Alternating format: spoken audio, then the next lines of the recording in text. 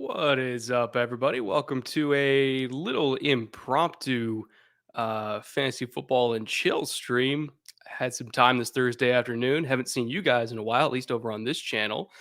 So I wanted to say hi. Long time no see. Let's talk about football. Let's shoot the shit. Let's reconnect. Yeah, because I don't think I put out a film room in damn near a month now. So good to see all your all you guys back and hanging out. Glad you guys still remember I exist. Apologize for taking a little bit of time off, but I can assure you it was a much needed step away a little bit. I was still doing podcasts and everything like that, but I don't get a whole lot of breaks during the normal hustle and bustle of the NFL season. So May was as good a time as any, I think, for me to kind of take a step back and recharge a little bit. So happy to see all you back here. Um, Full disclosure, a little bit of like a mental health thing.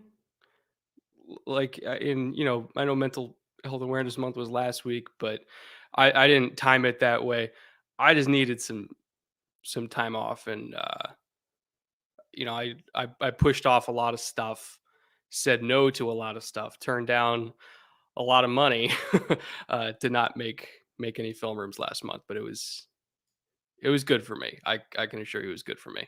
So I apologize if any of you guys, were left hanging a little bit, wanting to see some more. But I needed that little bit of time off to be able to do stuff for the next year and not completely, end up in a corner in a ball and completely overwhelmed. Let's see here. I know we already started to get some questions. And wow, we already have like 200 people in here and it's only been a couple minutes. You guys did not forget about me, I guess. It's more This is more people in here than I expected after only a couple minutes. Sorry, let me silence my phone. I don't want that ruining your guys' stream here. And again, this was kind of an impromptu thing. I just, I hadn't seen you guys in a while. I hadn't, talked or interacted with you guys in a while. So I missed you all and I wanted to come talk football for a few hours, do some fantasy football drafts with you guys, talk about fantasy football, talk about really whatever you want to talk about. I mean, I'm an open book, whatever you guys want. This is your stream as much as it is mine because it's been so long since I've been on. Can I do one on the 2003-ish Panthers Oh, that would be interesting. If I could get all 22 from that far back, I would love to. It, all 22 like pre 2012 season is hard. Is it not Thursday? Is it Wednesday? Hold on. Did I have my day wrong? Wow, son of a bitch, it is Wednesday. All right, see, that's what taking a month off does to me. I don't know what time of day it is anymore. I don't know what day it is at all anymore. Whatever. You guys get the idea. Fantasy football and chill. Uh Hope you're good. What's your first overall pick in traditional fantasy this year? I mean, probably McCaffrey, I would imagine. You know, Kamara is up there in terms of talent, but I'm still trying to figure out exactly, what the situation in that offense is. Whether it's going to be Taysom, whether it's going to be Winston. If it was me, it'd be Winston. I, I feel like Winston starting is better for Kamara, but that Kamara's placement within the top five might not really be set in stone for me until camp. We can kind of get some clarity in the quarterback situation. I would say McCaffrey is probably the most stable option. A lot of people are saying Zeke now that Dak is back. Not that I don't like Zeke. I feel like he's slowing down a little bit. I feel like the juice that was there in the first few years isn't quite there. I don't know if it's the same Zeke, say, that we're used to seeing. So I'm a little bit lower on. I mean, he's still a first round pick. Let's be realistic, but I don't know if I have him in like contention for first overall. Got Saquon. We'll see. I still have some questions about that Giants offensive line, even though they've thrown a lot of resources into it the last couple of years. I still kind of want to see it in action a little bit more. And who knows? I might be able to get to go to Giants training camp this year, so that would help me personally to kind of evaluate that offensive line situation. Because remember, when you're drafting a running back, you're not just drafting them, you're also drafting the offensive line that's blocking for them. That's why, Chubb is super high in my rankings because he's got a great offensive line. That's why I'm still not entirely sure what to make of Najee Harris because I don't quite know what's going on with that Steelers offensive line right now. That's why I love Trey Sermon because I like the Niners offensive line. So it just kind of depends. Like you got to take the whole situation into account. But I would say safest as of right now, early June, safest would be McCaffrey at first overall, which is pretty chalky, but there's a reason for that. Oh, Dalvin's another one. Yeah, it would be between McCaffrey and Dalvin, because Dalvin, remember, he just got a massive upgrade at left tackle as well. In addition to having a really good run blocking interior offensive line, you kind of can't go wrong with either one of those guys. You're playing a little bit of durability roulette with either one of them, but somebody's got to go number one. Might as well be one of them. Let's see. If you come to Jersey, you got to pull through New Brunswick and have a fat sandwich. Is that is that a type of sandwich? A fat sandwich? Because I do love large sandwiches in general, but if that's an actual thing, like a fat sandwich, I'll have to Google that and look that up. J.K. Dobbins, DeAndre Swift, Kamara, Cook, and Henry is specifically who I'm targeting. I'm assuming that's like your top 5 backs overall. Is that who you're targeting in the top 5? I mean, Dobbins, I think, is going to end up being a first-round pick. Realistically speaking, he'll end up being a first-round pick. How high in the first round, depends on format and everything like that. But if I was sitting there sometime in like pick 10 to 12, and I really didn't have anybody else there that I was super high on, I wouldn't hate Dobbins at like 10, personally. All right, let me see if I can catch up on these comments here. Man, you guys are flooding in here. Devontae without Rodgers, potentially. I'm staying away from the Packers entirely till we figure out what's going on with Aaron. Like, I love Aaron Jones. I love Devontae Adams. I'm not drafting any Packers at all.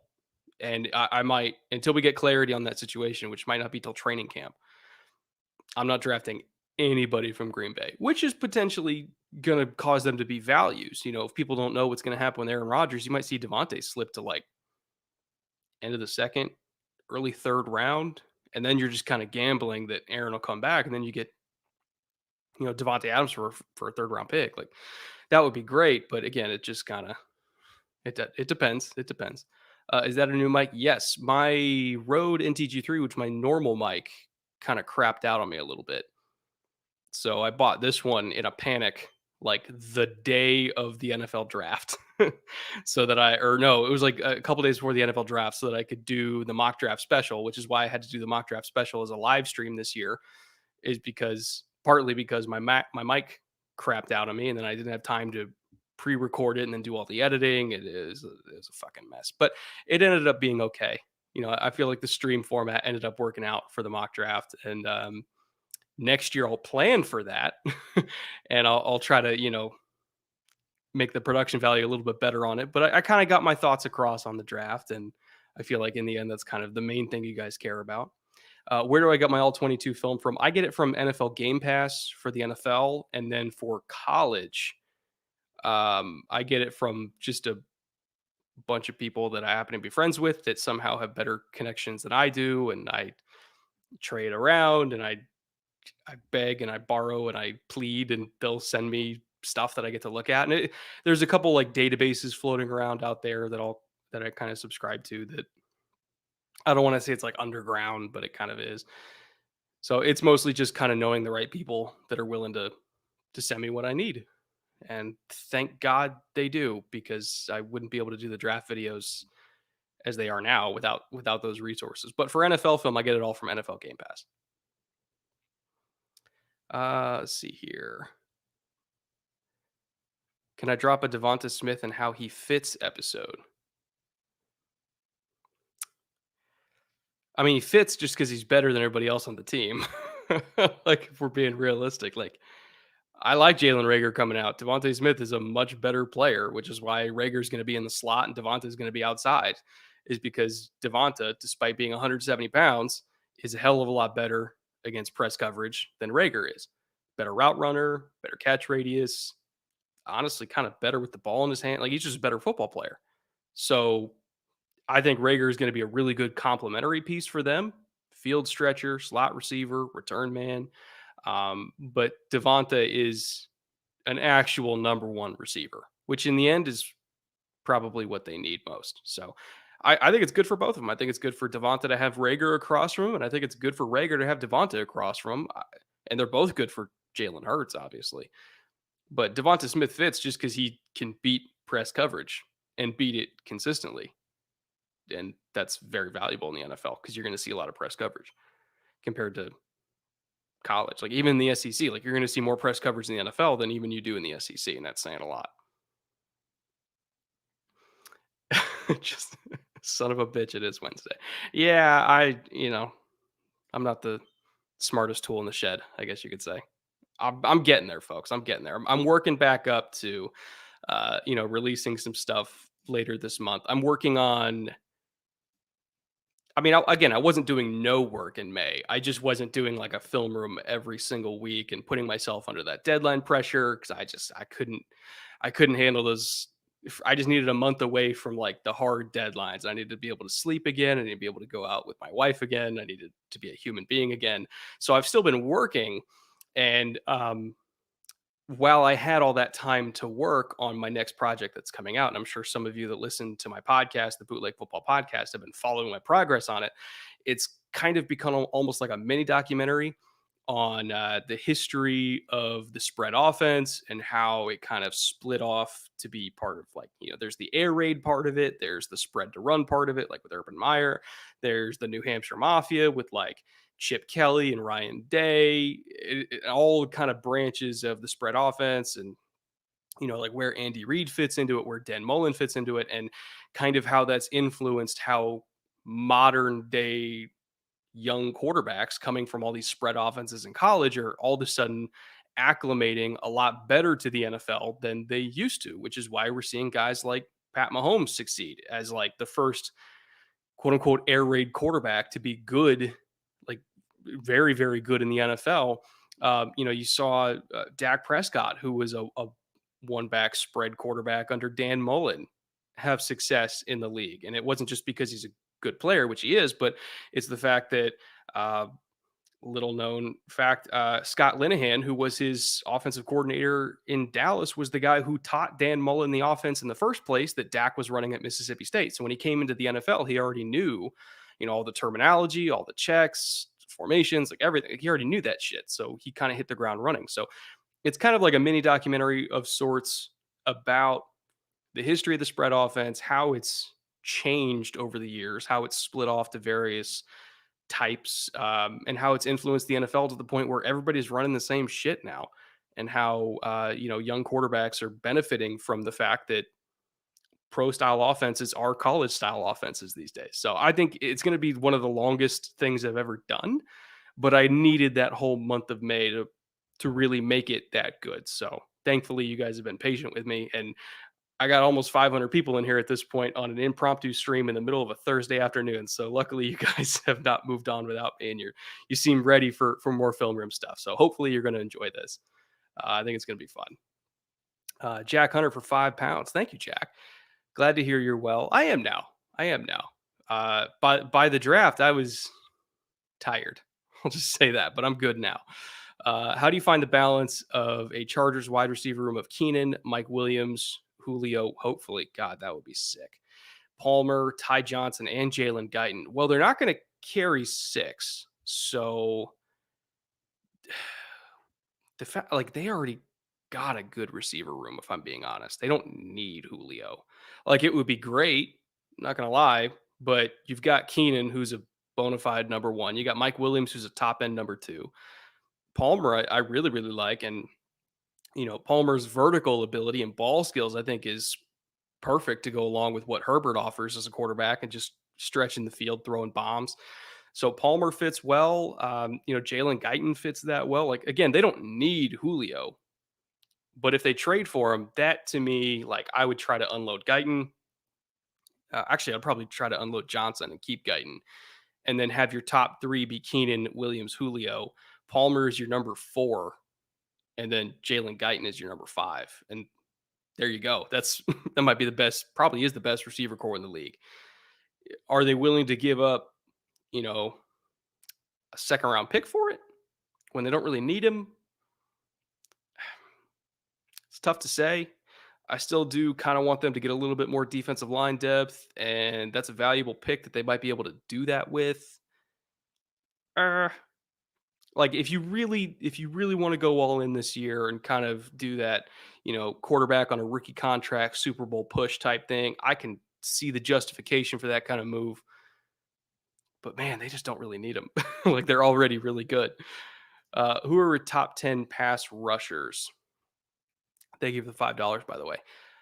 Oh man, in no particular order. So Shaq Barrett is up there. He's number one.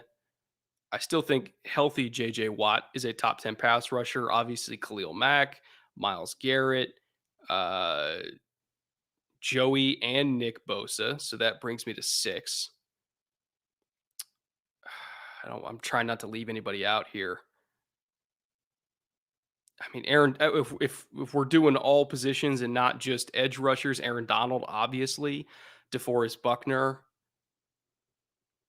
What other interior guys could I put in there? Oh, TJ Watt, obviously.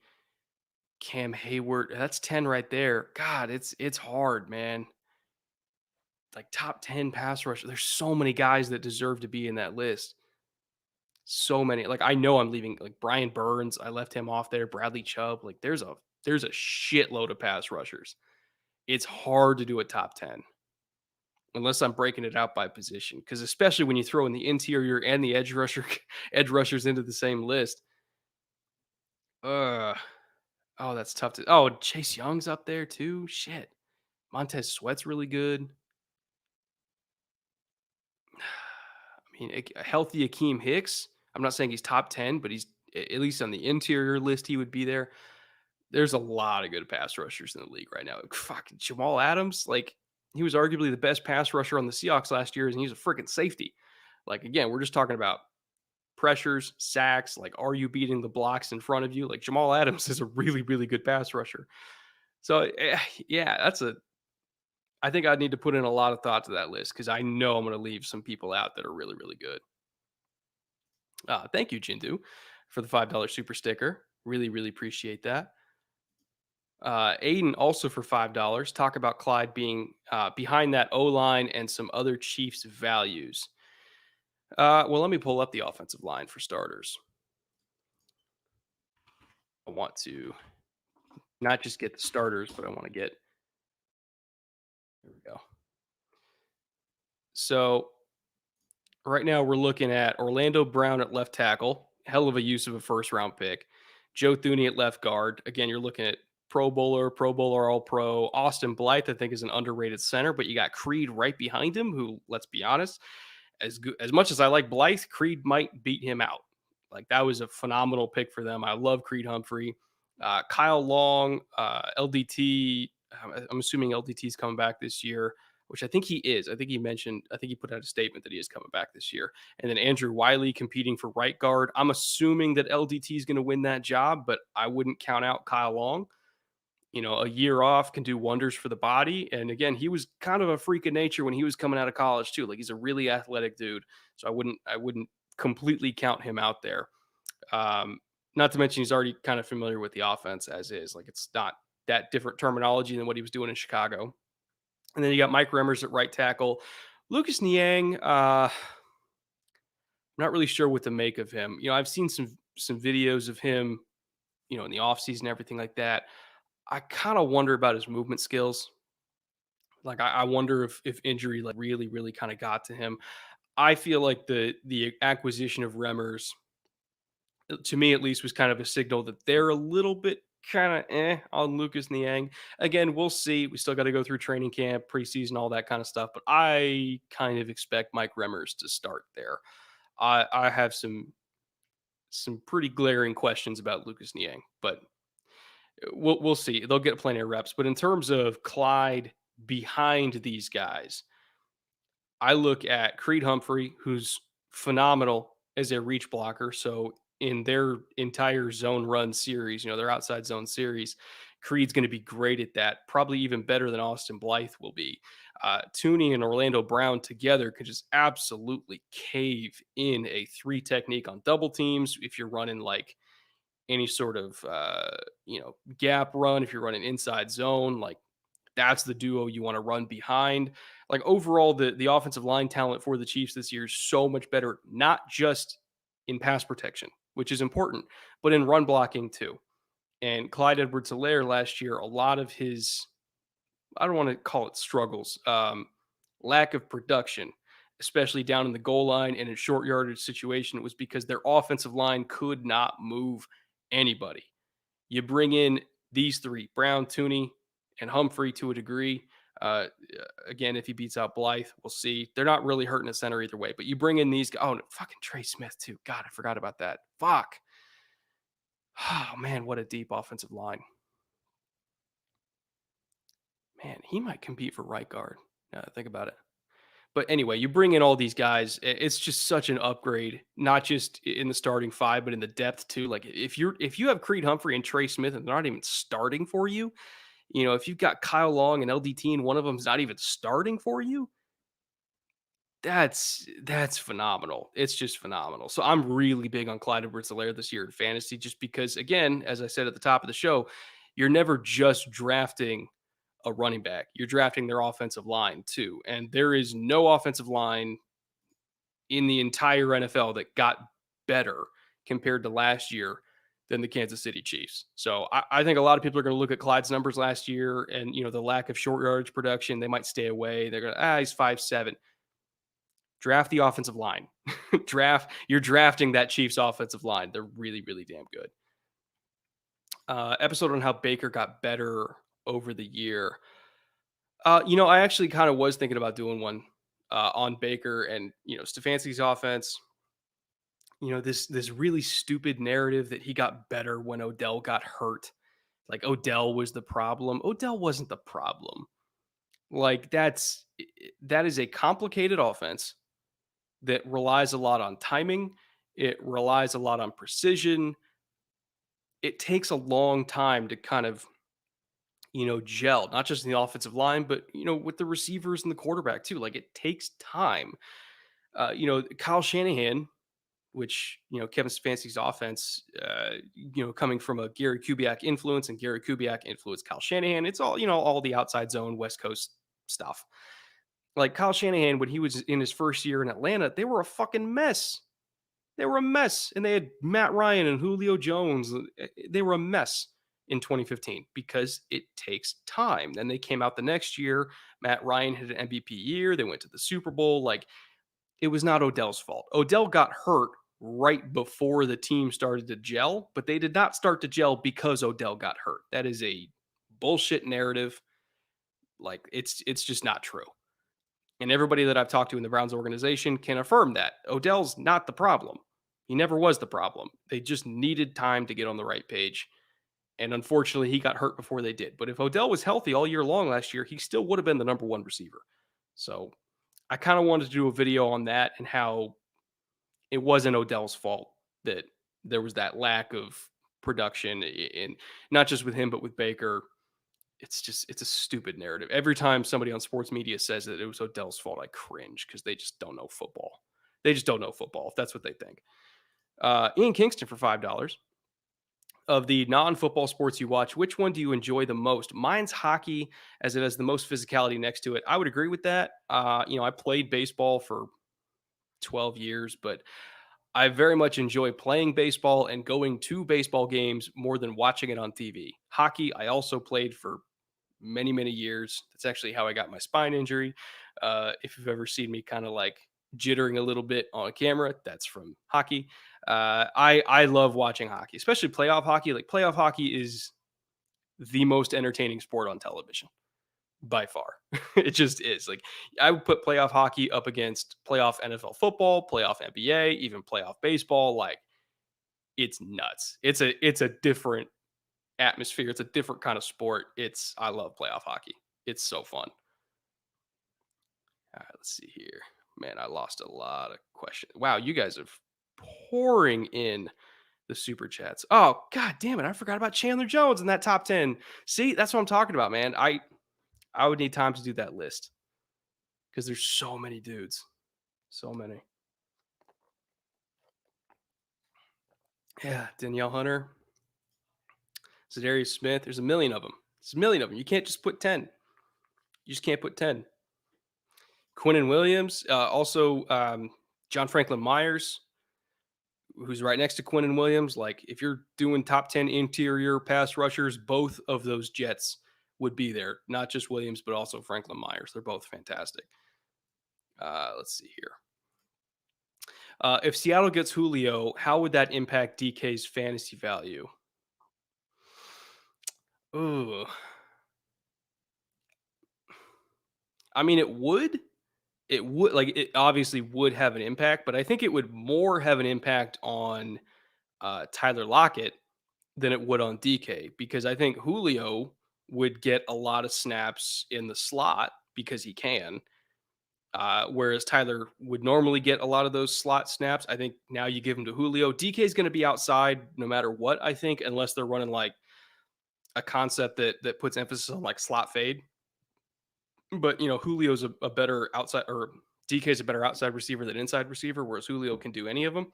So if anything, it would take away a lot of Lockett snaps in the slot and kind of relegate him to more like a true Z.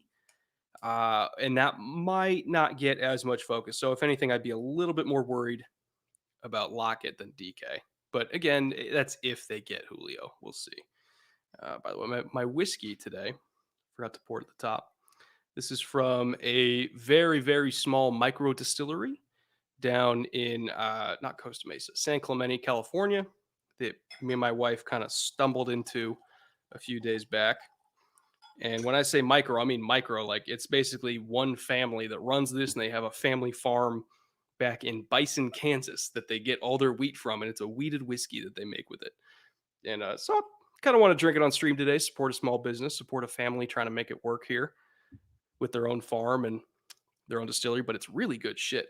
Like, I had it when I was there at the distillery, and I was like, damn, this is like the best wheated whiskey I've ever had.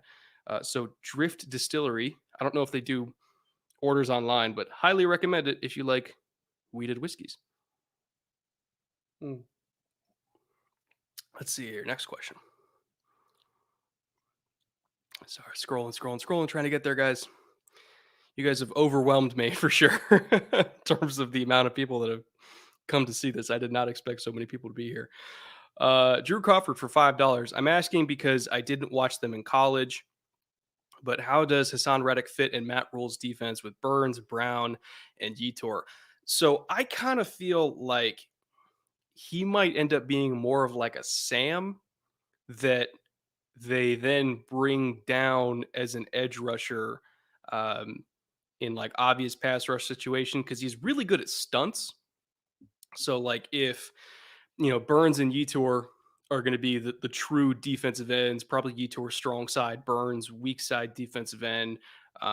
Derek's going to be the nose at 3 tech. I can't remember who they have. They have a bunch of dudes. And then Reddick, I think, is going to be at Sam because he can cover. And then in third down, you can kick Yetur inside to like a 3 technique. Like, he even did that at Penn State, and he was pretty damn good at it because he's really long and really strong. So you can kind of kick Yetur inside, almost like a Michael Bennett type role, and then have Reddick rushing off the edge. Or you can put Reddick inside as like a stand-up 3 and threaten him as like a looper outside, or just have him, take up the guard and pass pro. Like, there's a lot you can do with him as a pass rusher, but I don't necessarily think he's going to be a true edge. I more see him as like a flex outside linebacker that also plays a lot on the line of scrimmage on third downs. How he fits in with the other linebackers is honestly probably the more apt question, and that I don't know as much yet. I gotta do a little studying. But that is kind of one of my projects this summer is going through that young Panthers defense and just kind of looking at their first year all together last year. What were they good at? What were they not good at? What are they going to improve in? What are some scheme stuff that I think they're going to do?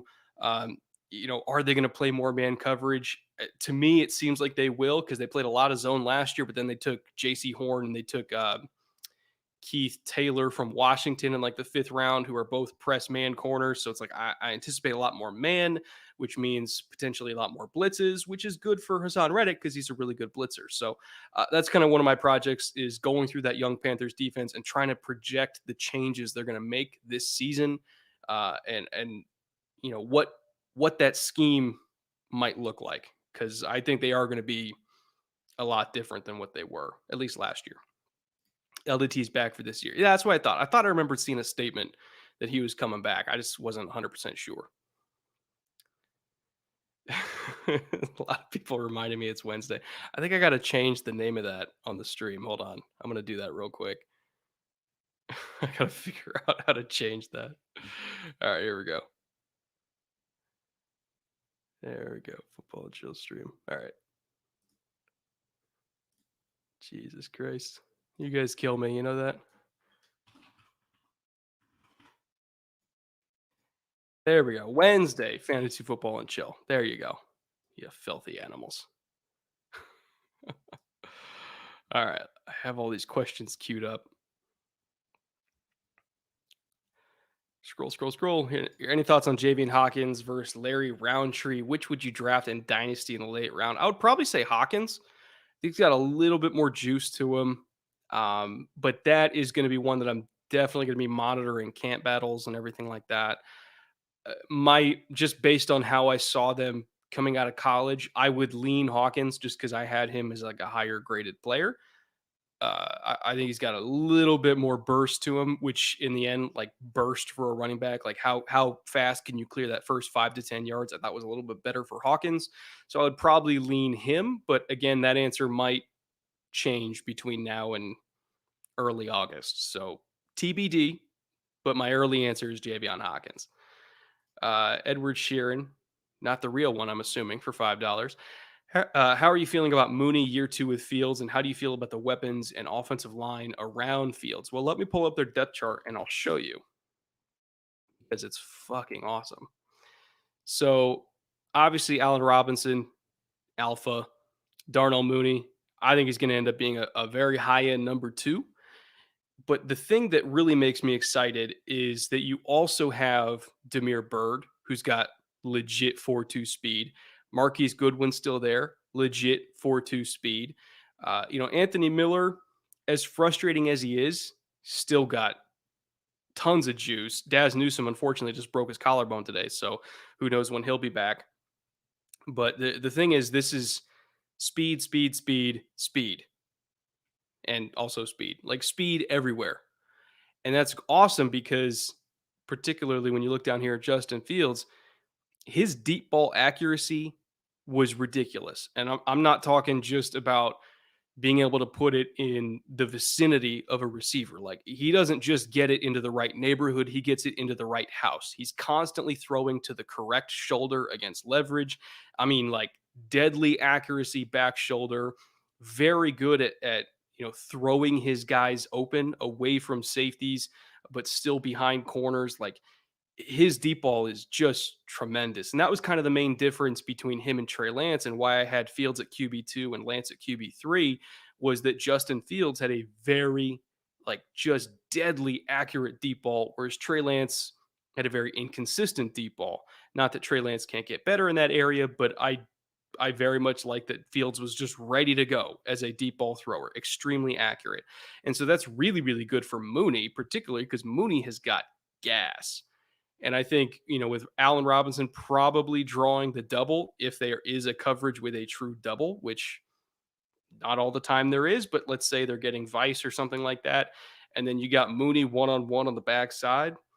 He's got the kind of speed that can separate, and Fields has the kind of deep ball that can pay off that separation 40, 50 yards down the field. So I'm really, really high on Darnell Mooney. But especially if Fields starts week one or even just early in the season, as we all expect him to be, that I think will give a massive boost to Darnell Mooney's fantasy stock, because he's going to be the number one guy that really benefits from Justin Fields starting, because of Fields' just really, really, really special deep ball. So that's my stance on the Bears receivers, at least. By the way, I do want to put this in chat. I started up a private fantasy draft, and I'm going to throw this link in there for you guys. So if anybody wants to draft with me, like right now while I'm on stream, I'll just kind of answer questions while I'm drafting. Let me throw that in there. And it's a $5 draft. So if you win, you get $5 of my money. But I wanted to do some of these drafts today, do some best ball leagues with you guys, get into some early fantasy leagues with you in this fine June.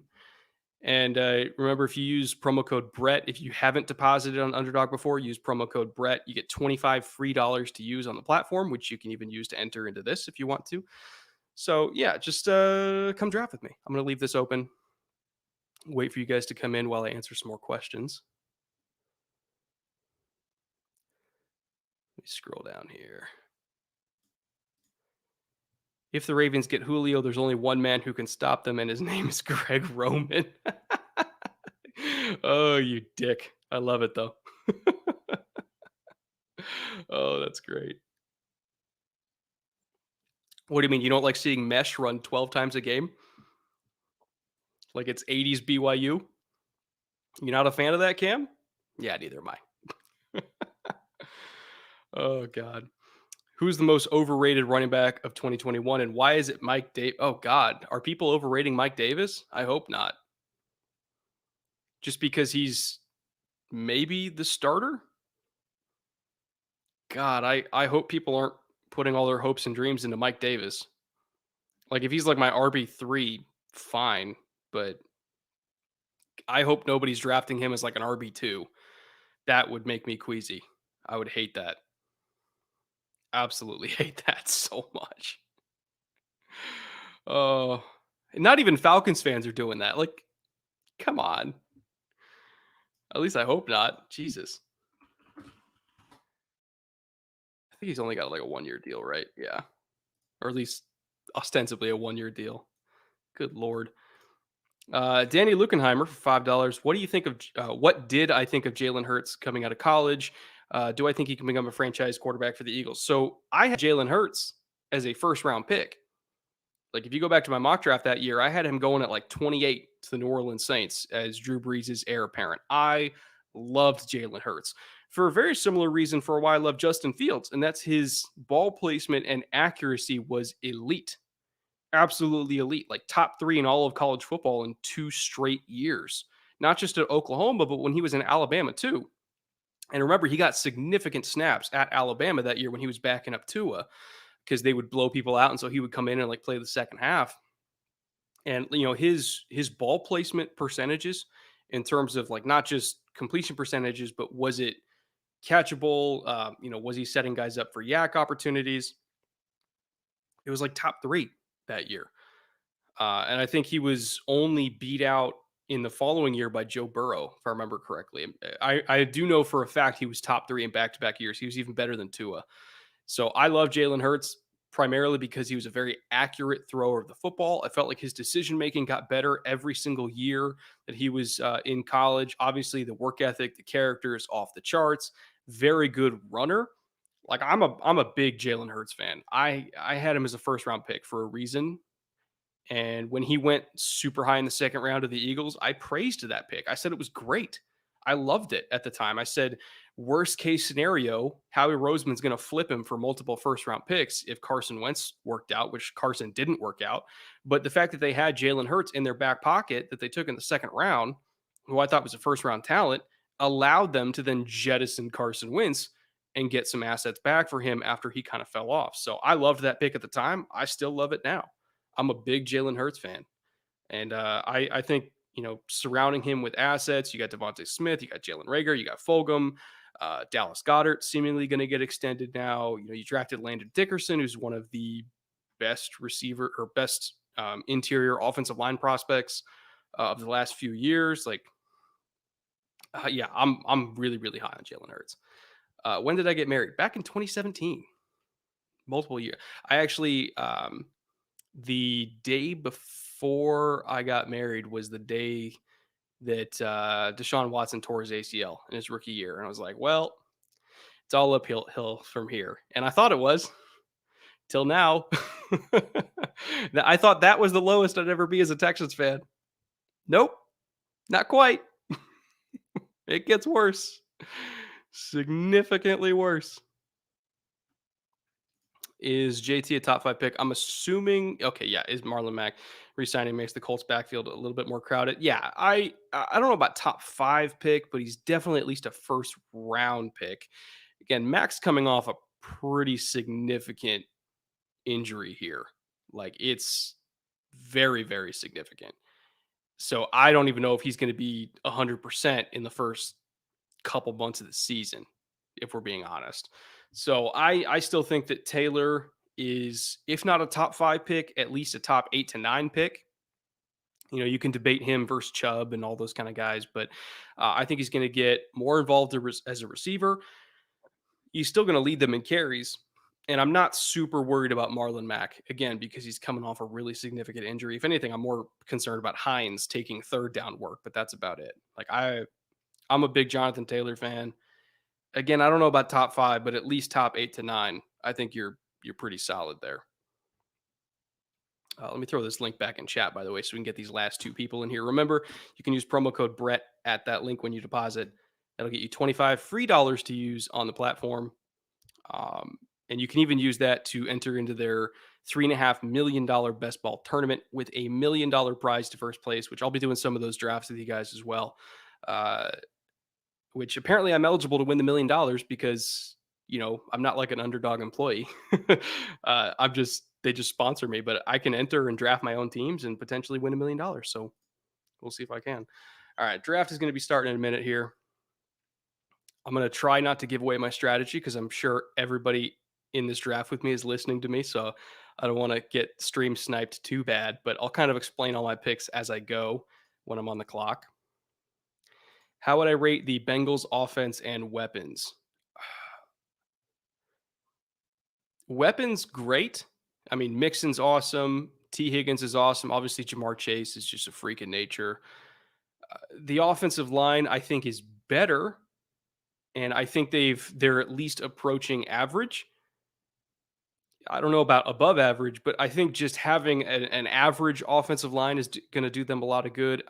I understand the debate between Chase and Sewell, but I didn't really think that tackle was their worst spot. I thought that guard was their worst spot, and they invested there and they got upgrades there. So I feel like that's going to be um, 1 pick away. Hold on. Oh, I'm the second overall pick. All right. Well, CMC went first, so I'm going to stick to my guns. Take Dalvin second because why not?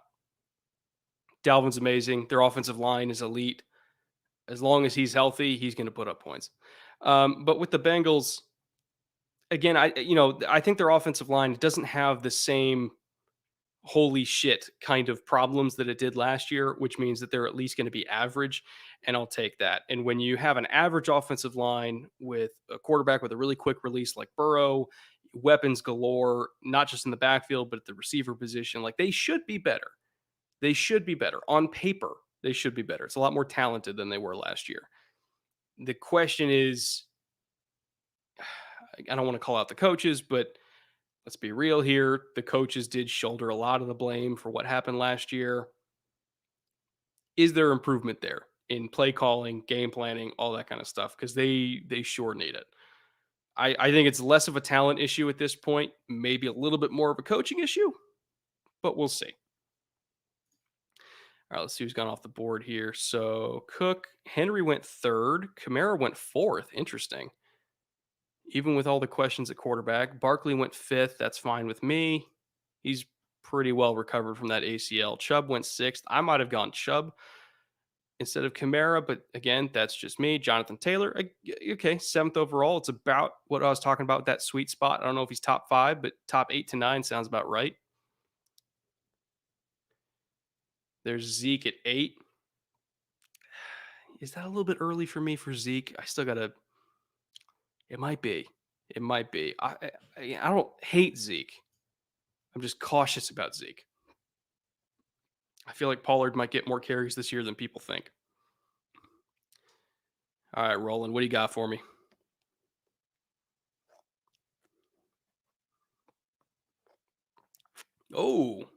Kelce at ninth overall. How about that? Well, it is best ball. Remember, these are best ball rules. So you don't have to set a starting lineup every single week. You don't have to worry about, a first quarter hamstring injury screwing you over. You don't have to worry about choosing between, multiple guys on the same team, like the Hunt versus Chubb debate, which one do I take in any given week? Just whoever gets the most points in any given week on your lineup, those will count. So if Kelce goes off, it's kind of a worthy investment because there's not a whole lot of tight ends that are going to have the chance to go off each and every week. There might be only like 4 or 5 of them. So I can understand the early investment into Kelce, but that is the earliest I've seen him taken. I'll say that. Tyreek at 11 makes a lot of sense. D.D. Westbrook? Oh, shit. Oh, that's funny.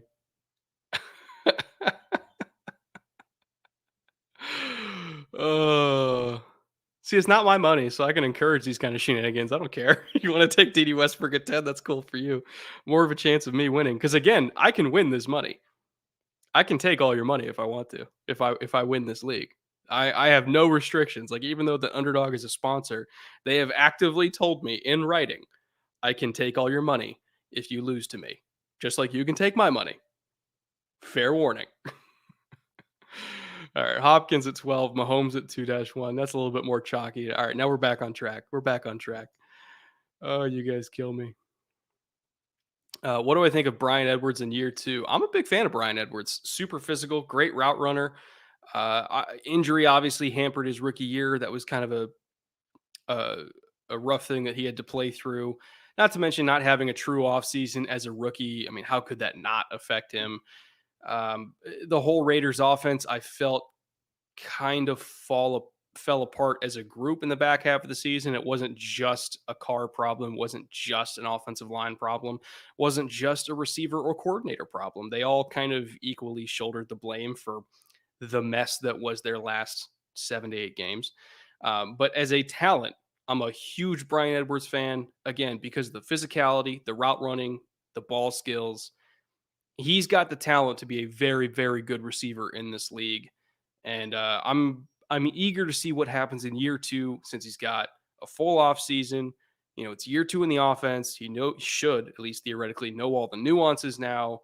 The Raiders' offensive line isn't in as much peril as I think people think it is, despite some of the losses and trades they made. Like they're going to be fine. Maybe not like elite, but they'll be fine. Like overall, I think the Raiders' offense will be. It's not as shitty a situation as some people anticipate. So I think Bryan Edwards, again, as a talent, is somebody that I'm very, very high on. I'm just curious to see what happens. I think he's going to slip probably quite far in terms of fantasy because he's just one of those guys that nobody really thinks about. But in a format like best ball, when I think that he's going to get like significant red zone looks, like he could be one of those guys that goes off for a few weeks out of the season, which is valuable in best ball because whether you start him or not, you're going to get those points. So for best ball specifically, I'm a Bryan Edwards guy for sure. All right, let's recap here. So we had Mixon top of round 2, Akers, Eckler. I really like Eckler this year. I'm a huge Austin Eckler fan. I think he's like James White plus plus plus. Clyde Edwards-Helaire. Honestly, that's a little bit late for Clyde for me. Like, again, looking at the offensive line the Chiefs have built this year, it's a little bit late. So that's a good value for Mark there. Metcalf top of round 2, Diggs, Jefferson, A.J. Brown. Oh, shit, I'm on the clock. As I said, I'm not taking anybody from Green Bay. Early for Najee. Do I want Calvin Ridley here? Yeah, I kind of do. He's going to be the number 1 because obviously they're trading away Julio. Give me Calvin Ridley. He'll be the number 1 there for sure. I'm again love Kyle Pitts, but he's not going to be the number 1 receiver as a 20-year-old rookie tight end. No, Calvin Ridley's going to get the vast majority of targets there. So very safe pick at the end of round 2. Now I'm back up. Waller and Lamar went. Man, J.K. Dobbins, I talked about him as a first round pick, and I'm getting him top of round 3. Sign me up. How did he slip that far? What the hell? That's a shocker to me that he was even there. That's wild. All right, so let's see. You got 19 picks to go. Thoughts on the revamped Steelers offensive line? You know, wha- okay, they had a Texas A&M guy they took. I actually was a fan of. I didn't think that they did a bad job, but I do feel like a Tevin Jenkins pick over a Najee Harris pick might have been a little bit more prudent in terms of roster building. Like, again, this is nothing against Dan Moore, who they took in the 4th round to compete for the left tackle job with a Okorafor. Again, it's nothing against him, but like I was extraordinarily high on Tevin Jenkins, and I always feel like you need to build the offensive line before you get the running back, and they kind of went the other direction, and they got the running back before they took the offensive lineman. So they must be really, really high on a core four, and they must be really, really high on Dan Moore. They must trust their coaches to get the most out of these guys. Again, it was not what I would have done. I really did love the Kendrick Green pick that they did in 3rd round. I think he's a natural fit at center for them, especially with how much they like to pull their centers.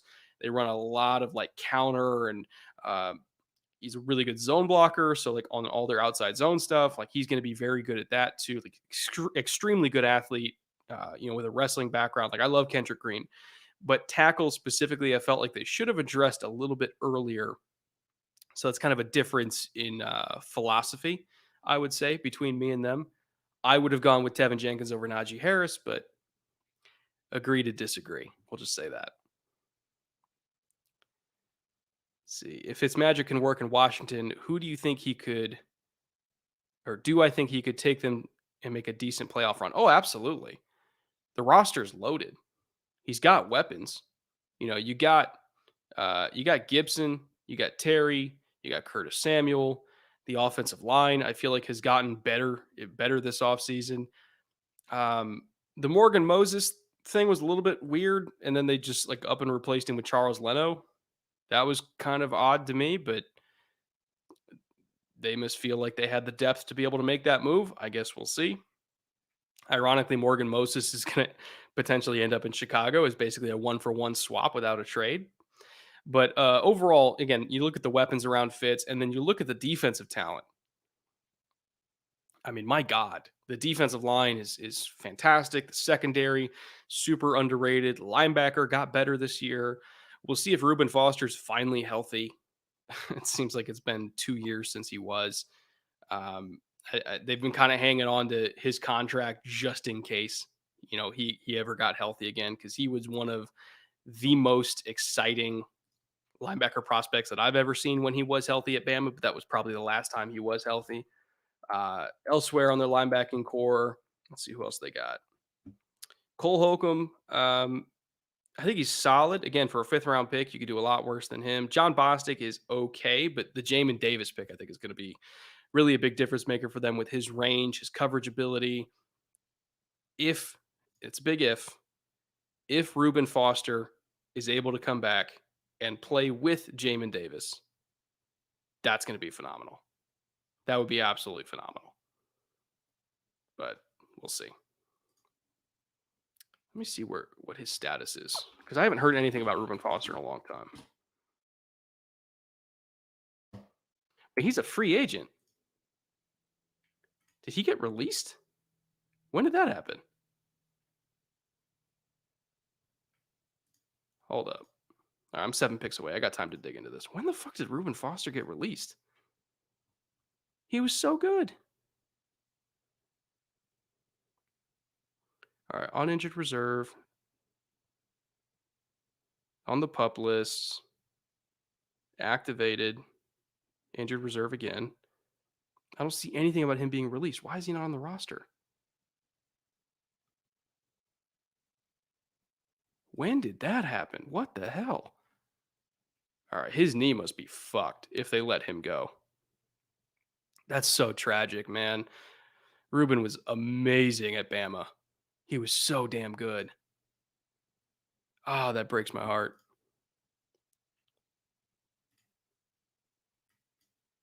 His contract ended? Okay. Oh, okay, so it just ran out in March. I thought he had one more year on it. Okay. Damn. And nobody picked him up, probably because his knee. Son of a bitch. Is this normal fantasy or best ball? This is all best ball. This is all best ball, which is honestly like kind of refreshing for me because it's so much less stressful. Like best ball rewards good drafting above all. It rewards being prepared and drafting a good team, which for me is like my strength. Like I'm not as strong at waiver pickups, I'm not as strong at like trades, but I am strong at drafting. And best ball is like tailor made for that. Foster also had a lot of legal issues. Yeah, I mean, where to even begin? Not just legal issues, but mental health issues. Like there was a lot. There was a lot going on there. Like more stuff that wasn't even made public. There was a lot going on. Oh shit, I'm on the clock. Fuck. I do like Jamar Chase here. Yeah, let's go Jamar. Love it. You know me and rookies. I can't lay off my rookies, man. I always build fantasy teams off my rookies. But yeah, there was so much shit going on behind the scenes of Reuben Foster that people don't even know about. It was bad. It was so like not just with him, but like with the people around him. It was tragic, is what it was. It was tragic. Like he needed help that he wasn't getting, and it sucks because if he got the help that he needed at the right time, I truly think he could have been one of the best football players of his generation. But he uh, he was let down by the people around him, and as a result, made a lot of bad decisions, terrible decisions. Which obviously, like, you can't like be forgiven or anything like that. But it's just fucking tragic, you know. It's tragic. All right, let's see here. Mike Davis. Yeah, no, I'm not doing that. Man, I really like Kyler. I'm gonna go Kyler. Did I get it in time? Yes, I did. Sweet. Kyler's gonna pop off this year for sure. Recovery is going nice on the shoulder for Kyler. No surgery needed. I think he's gonna be fine for camp. And again, the weapons around him. Um, the offensive line is deeper this year. Huge Kyler Murray fan.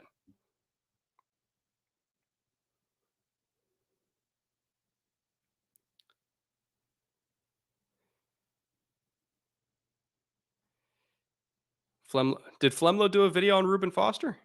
I didn't know that. I'll have to check it out. Just a tragic story, man. So I'm going through chat here. I got 14 picks left. All right.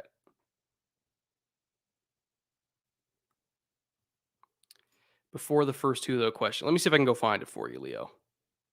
Chat's kind of flying for me. See if I can go back and get it.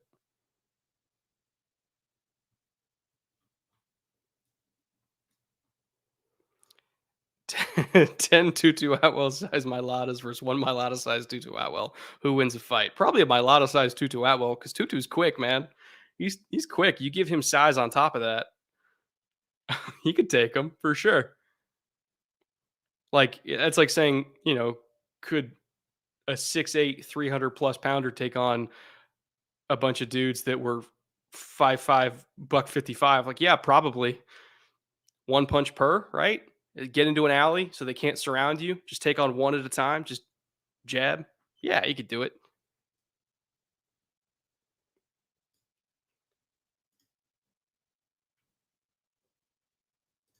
We gotta band together and take Justin Fields. Please fucking don't. Please don't. Please don't. I need Justin Fields on my team. What do you think the Cardinals would do with Zaven Collins, Rondell Moore, and Tay Gowan, and how will they utilize both of them? So with Zaven, he's going to be Mike linebacker, and that means in base, he'll play to the strength of the offensive formation. In nickel, which I presume they're going to spend most of the time in nickel, he'll play away from the passing strength of the formation. And most likely, Simmons will play to the passing strength as the Mo linebacker, which means in particularly single high structures, which they play mostly single high coverage structures. That means Simmons is going to be what's called the 3 up is 3 player. So if you get like a 3-by-1, Simmons is going to be carrying the number 3. So the inside slot to the passing strength of the offense. He'll be carrying him deep down the field so that the free safety doesn't have to worry about it. And the free safety can then roll over to number 1 and number 2 and do what's called midpointing them and basically give a bracket over the top of whoever runs deepest between number 1 and number 2. So the fact that you have a guy like Simmons that runs 4-3 and has all that size and length as your 3 up is 3 player gives you a unique advantage because against single high structures, a lot of offenses like to go into 3-by-1 so they can isolate that inside slot on a linebacker. You look at Bama versus Ohio State. That's what they did with Devonta Smith. They got him as the inside slot in 3-by-1, matched up with Tough Borland, who's the slowest linebacker on Ohio State. He was the 3-up is 3 player. Devontae just ran right by him for like a 60-yard touchdown. That has been one of the critical matchup weaknesses for single high structures against 3-by-1 for a long time now. But Simmons gives them that ability to counteract that.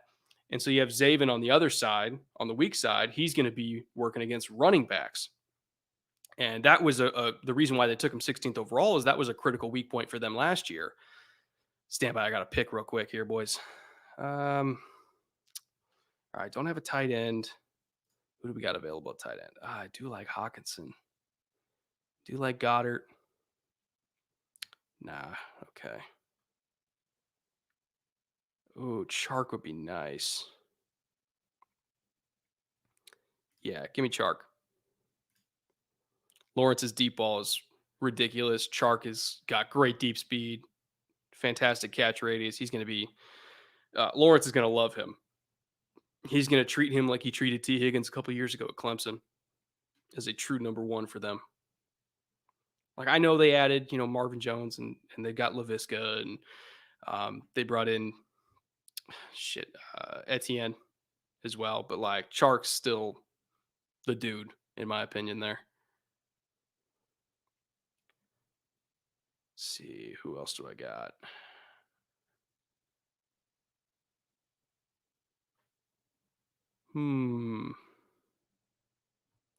Not feeling it. I cannot believe Mike Davis's ADP is that high. Man, do I want Devonta? Man, yeah, I want Devonta. I'm going to load up on receiver. So right now I've got Calvin Ridley, Jamar Chase, DJ Chark, Devonta Smith at receiver. Hell yeah. Hell yeah. I'll take that all day.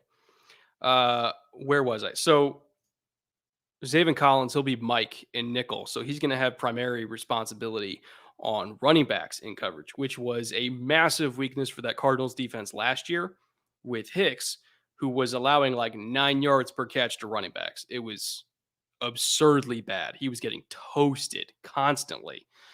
And I think when you look at Zaven's ability to move in space, tackle well in space, really good in zone coverage, not to mention he's also a good blitzer. He's good against the run, all that kind of stuff. But just the fact that you have a Mike linebacker out there who can function in space and not give up basically a free first down every time he's targeted when they're trying to run a single high structure that doesn't get roasted by the number 3 on the other side. Like you can't run that coverage that lets Simmons be Simmons without having a linebacker on the other side that won't give up a first down anyway to running back. So that's why they took Zaven Collins. I thought it was a great pick, perfect fit for them.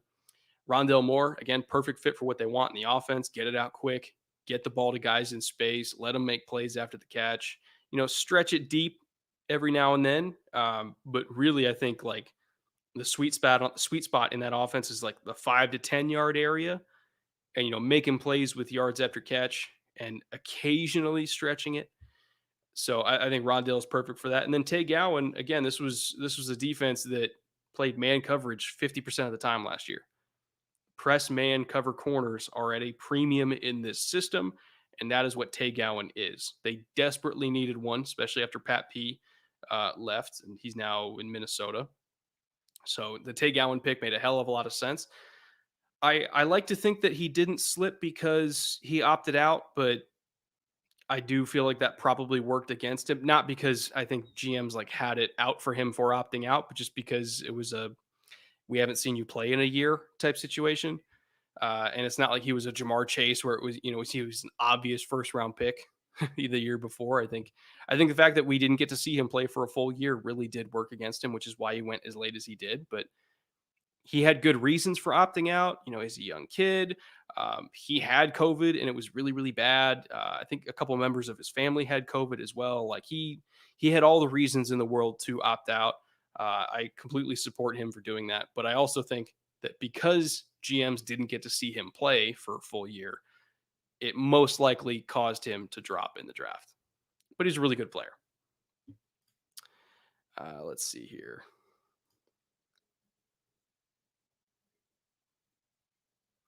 Do I think Tough Borland could be a functional NFL linebacker?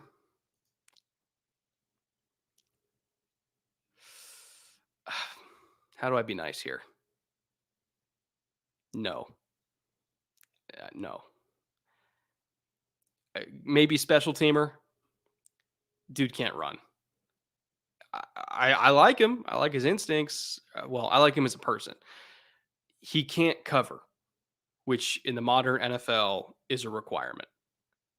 It's unfortunate, but athletically, he is in an era where his skill set is not what is desired by modern NFL defenses. I'll just say that.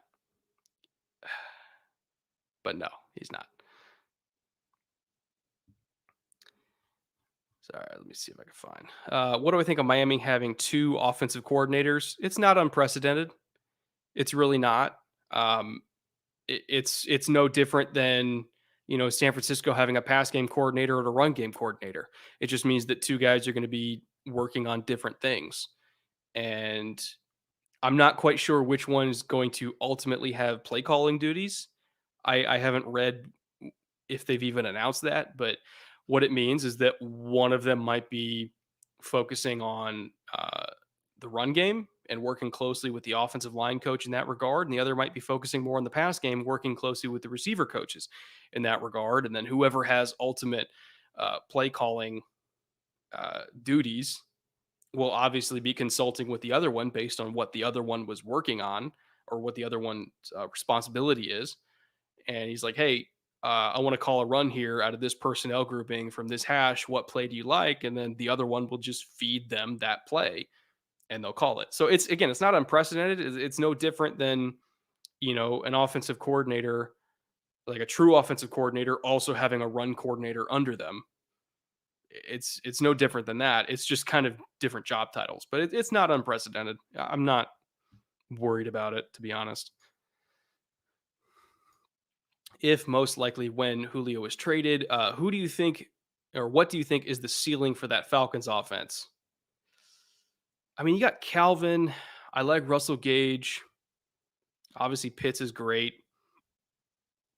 The running backs or whatever. The offensive line is fine. And Matt Ryan's a good quarterback. Like, they're going to be an above average offense. Like, let's be real. They're going to be an above average offense, but I think it kind of takes away their ceiling as a top 10 offense without Julio. Because now it's just one less guy that defenses have to worry about. Like, it's as simple as that. All right, let's look at running backs here for me. I do love the Gus bus. Even though I do have JK, I can double down on Baltimore running backs in best ball. That's not the worst thing in the world. Yeah, I'm going to do that. I'm going to double down. Doubling down on the Ravens run game is not a bad idea, especially since I have Dalvin. So now I'm kind of protected. If JK goes down, Gus is going to get a bunch of carries and I'll automatically get those points. I'll just say that. And then If it's one of those games where Baltimore's putting up 40 points and they're both getting work, I could potentially get points for all three of them. Let's look at running back again because I do want to. Oh, man. Okay. I'm doubling down on both the Minnesota and Baltimore backfields. Now, no matter what, I'm fine. I am completely insulated from injury concerns now, even in game. Again, which is the beauty of best ball. If Cook goes down, I've got Madison right there, ready to go. I'm completely insulated from injury, and that is a damn good feeling. Plus, I love my receivers.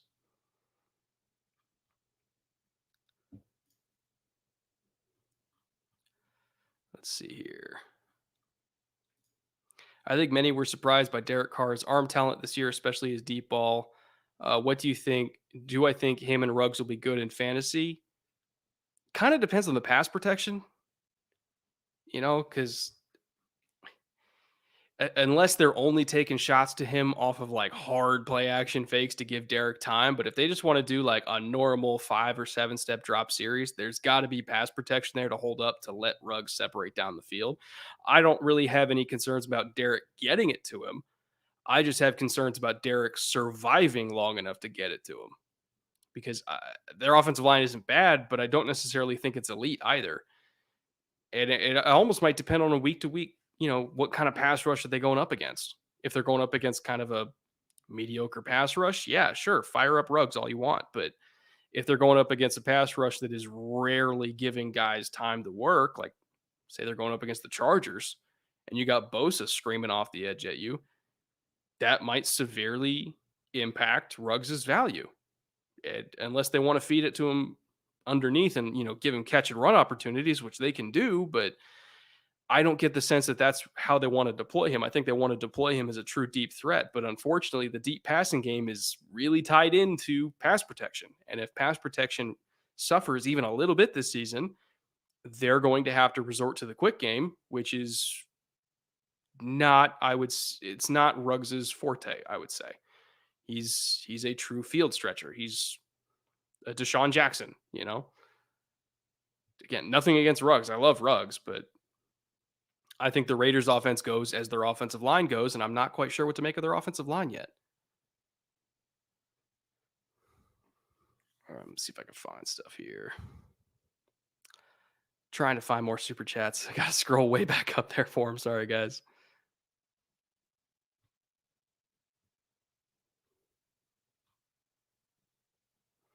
Dobbins is RB2 on his own team. If that's referring to Lamar, uh, I mean, not really. Like just because they'll run bash in like uh, this is Lamar. How do I say this? Lamar's carry total is inflated by two things. One, scrambles. Two, the fact that they run bash in high leverage situations in short yardage, which I know can work against Dobbins to a degree, but that was kind of like their moneymaker play in short yardage was bash. And it started to kind of wane in effectiveness towards the end of the year. Teams started to pick up like, hey, if it's 3rd and 1, they're running counter bash. And so they started then giving the ball off to Dobbins on the sweep. And, he got outside for a couple touchdowns on that. And I think Lamar's overall carry total was inflated by those two things. It was the fact that in the first 70% of the season, they would give him carries on short yardage and high leverage situations. And the fact that he would scramble, and get out of plays when his receivers couldn't get open. So I think Lamar's carries will go down this year. I think the running back carries will go up. And if anything, Lamar's passing attempts is going to go up too, because I think he's going to have a better receiving core that's going to get fucking open for once. So I get your comment. I know you're being cheeky, but I'm a big J.K. Dobbins guy for those reasons.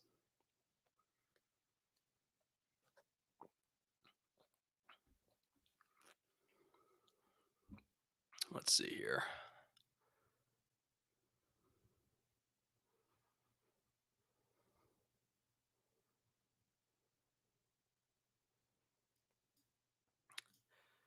Three picks away.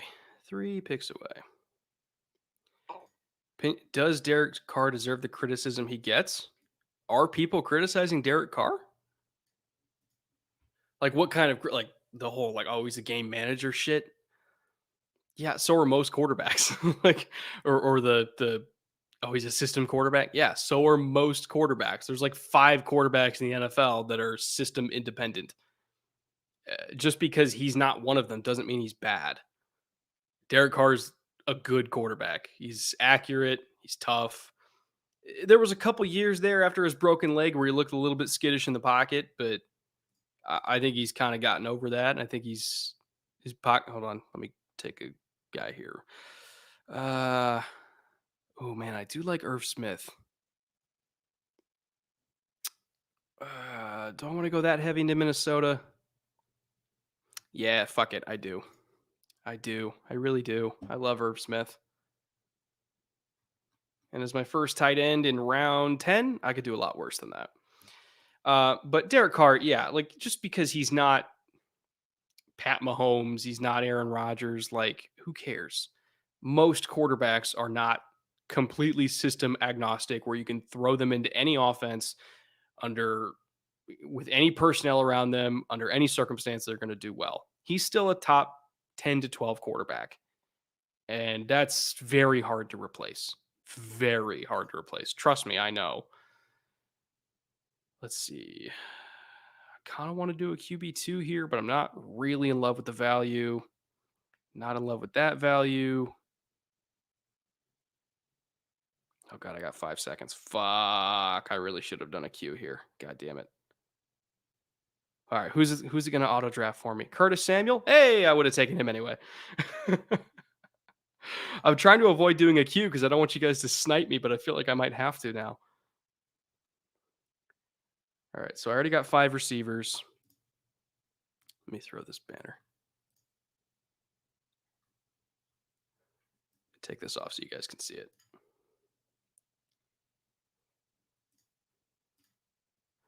So I already have 5 receivers. I have 4 running backs, 1 quarterback, 1 tight end. So I got to fill out.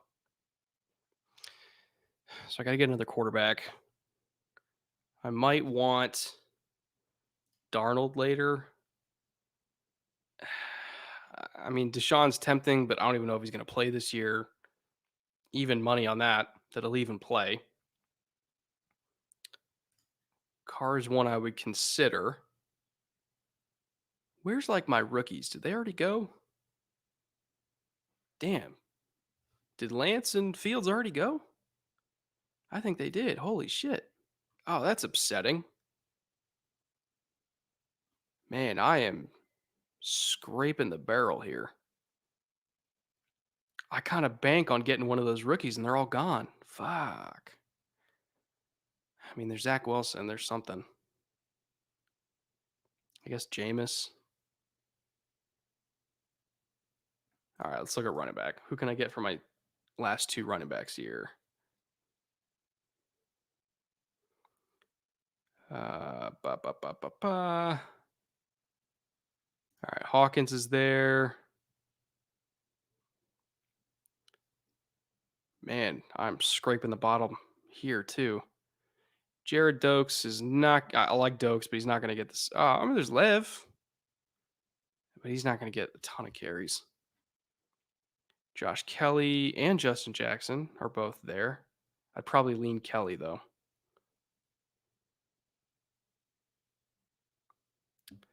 And Roundtree too. Man, there is just nothing. Okay, Khalil Herbert's there.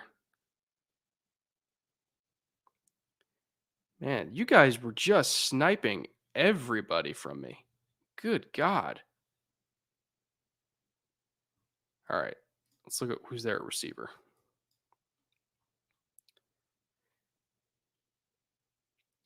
All right, Jalen's there. Ruggs is there. But again, I'm a little bit wary about pass protection, so I'm not entirely sure what his value is going to be. Although in best ball, again, I just need him to get like 3 catches for 100 yards and I'm good to go. So it's not bad for best ball. In like the 11th round, I'm not asking a whole lot from Henry Ruggs. It's just go off a few times this season. which he's absolutely capable of doing. Uh, Rondale's there. I do like that, but oh, Marshall's there.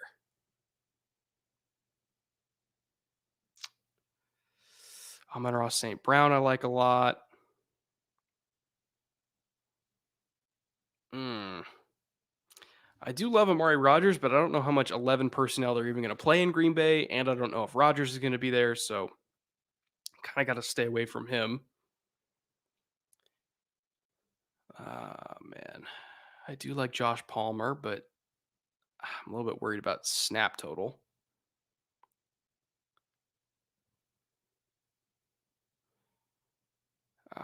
There's my guy Powell. I can save him as like a break glass in case of emergency pick. I like Troutman, Janu, and Hunter Henry. I like Everett. Don't hate Komet. Ertz, I don't even know where he's going to play, so I'm not going to draft him because I have no idea what situation he's walking into. And I do like Harrison Bryant as well. Okay. So I got my queue. I got all these guys that I can choose from in the next 6 rounds so that I don't get absolutely sniped. Back to the comments. Tim Tebow. Yeah, I saw him there too. I'm not taking Tebow. No way. Unless it's like an 18th round pick, and then I might take Tebow just for the memes. Mims, I didn't see Mims there. I think Mims got taken. At least I think he got taken. Let me double check. No, he did not get taken. Okay, let me throw him in there. And then I think Elijah Moore got taken too, right? Yeah, he did. I definitely would have thrown him into my queue if he was there, but he wasn't.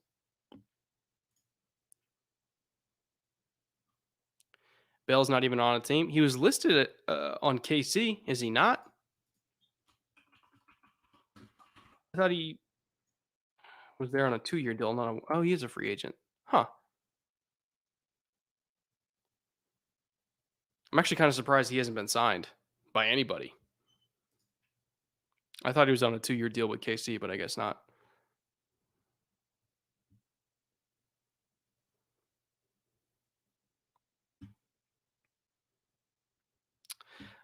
Just tuning in. Can we see your current team? Yeah, so I've got here, let's see if I can.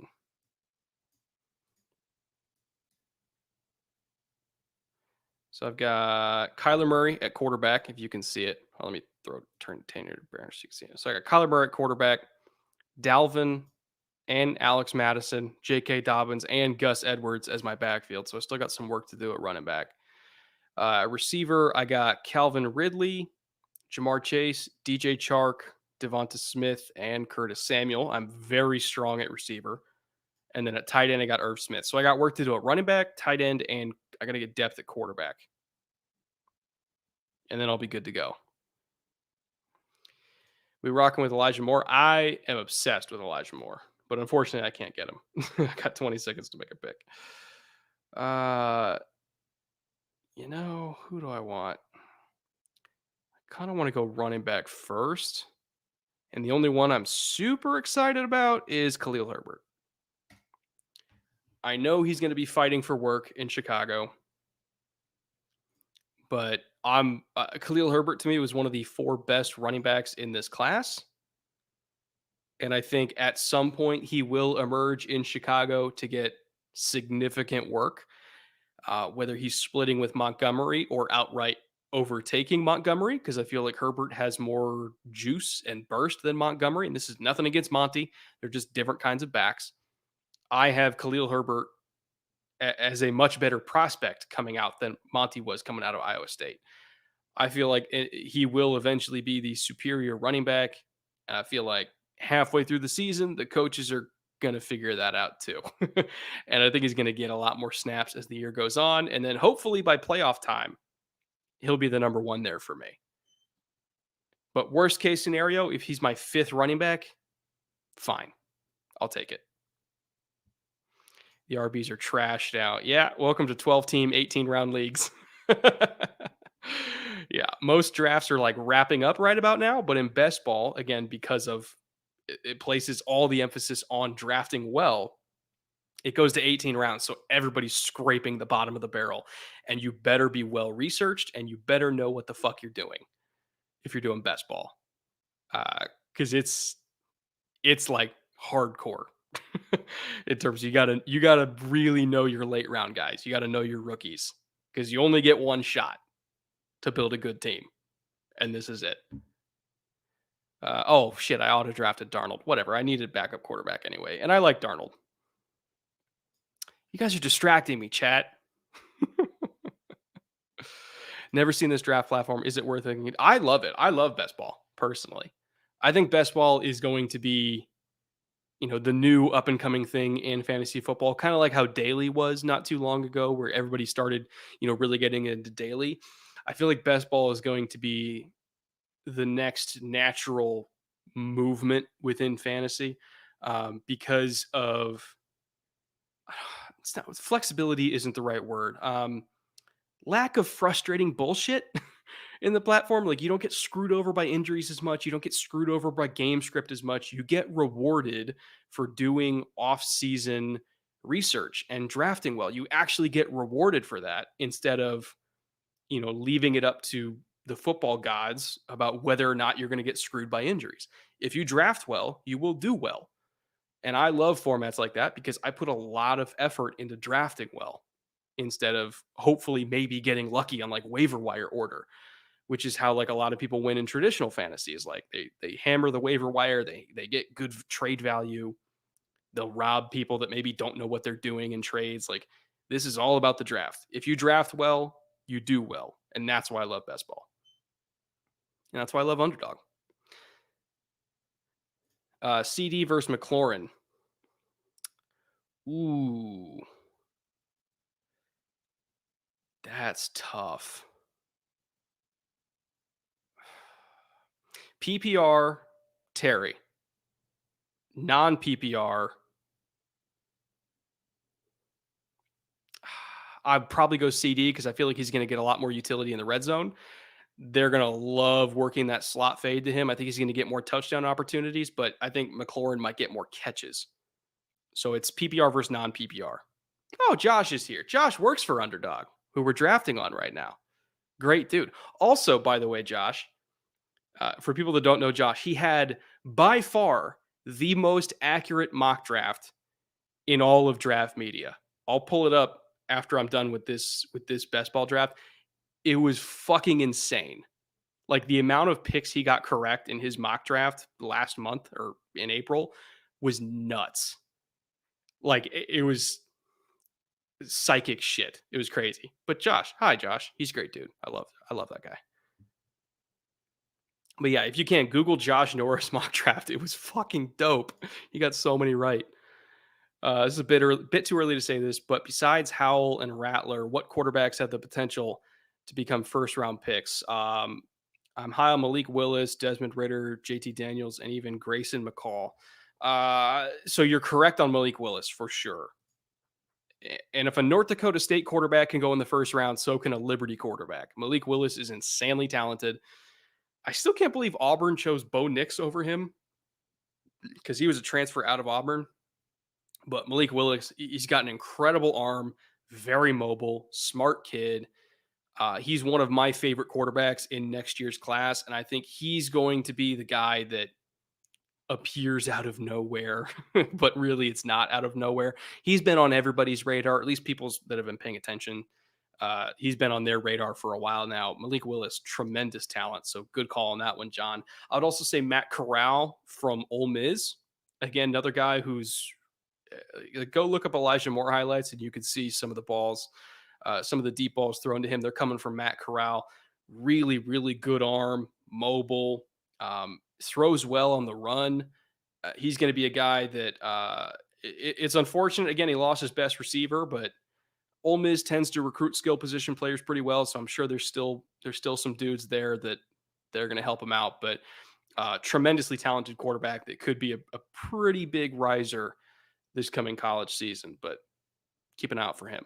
Thank you for the $10, by the way. Also, JT Daniels, went to my alma mater down here in Southern California, Mater Day. So I've been watching him since he was 15, something like that. I've got a soft spot in my heart for JT.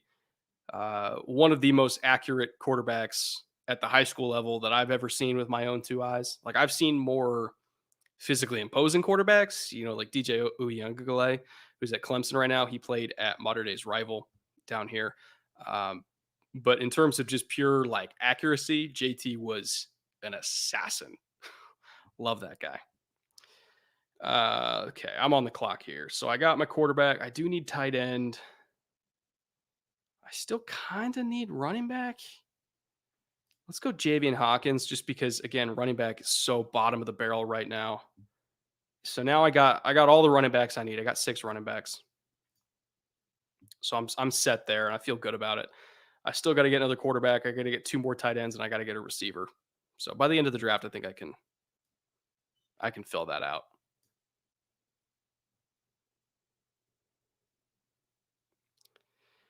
Best ball is very insulary. I guess it depends on how you define that. I think it just rewards people that do their research. I think it rewards people that do the work in the off season that are really good at drafting. And some people prefer to kind of fly by the seat of their pants during the season and pull off trades and work the waiver wire. Like there's a lot of that. There's a lot of people that get enjoyment out of that because they feel like fantasy is an everyday thing and you gotta work at it every single day. I prefer to do the work in the off season, draft really well, and then let that work pay off for me for the next 3 months, which is what best ball allows me to do. It doesn't take as much work for me during the season, which I'm a busy dude during the season, which is why I prefer it. I'd rather do this format because it's a one and done for me. I either get it right or I don't.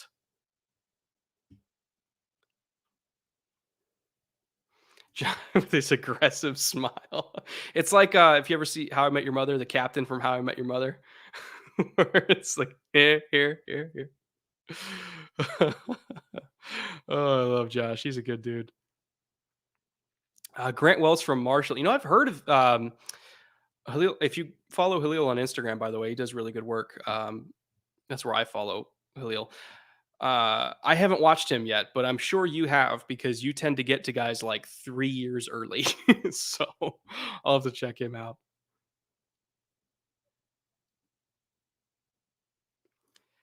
Yeah. Okay. See, he looked it up. He looked up how insane that mock was. I'm telling you guys, look at that.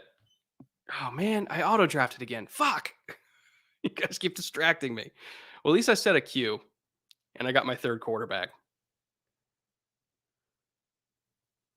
It's fine. Kyler's probably going to end up getting me more points anyway.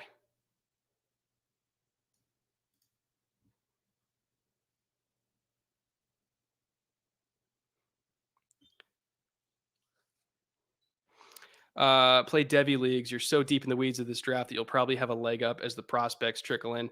So my favorite league that I ever played in, and unfortunately it went tits up like 4 years into it or 5 years into it, maybe. My favorite league I ever played in. It was over on MFL like almost a decade ago now. And it was 53 roster spots, 11 starters on offense, 11 starters on defense, full practice squads, salary cap, rookie draft every year. We had, 3-year max contracts that we could then franchise tag for 25% bonus in cap hit. Like it was deep, it was wild. I fucking loved it.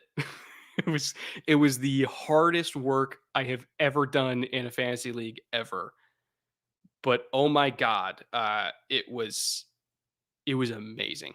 And also, like linebackers were super OP in that league because we would get credit for tackles and tackles for loss and sacks. And so like Levante David was like the highest scoring player in that whole league. He was insanely OP. But oh my god, I love that league so much.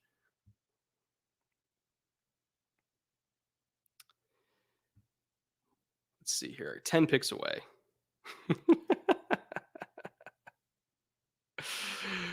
Yeah, no, I promise. It was over 50 roster spots per person. And it was a 16-person league. We basically had the entire NFL in this league. Like everybody owned like if you wanted to get a free agent, you were getting God, I'm trying to remember who like a free agent receiver was. It was somebody like honestly, you would never have even heard of them. It was just random names at that point because everybody worth having in that league was on a roster. It was nuts. It was like real life Madden. It was crazy. Yeah, 800. Yeah, it was like literally half the league, like half of the entire NFL between offensive and defensive players were on teams in that league.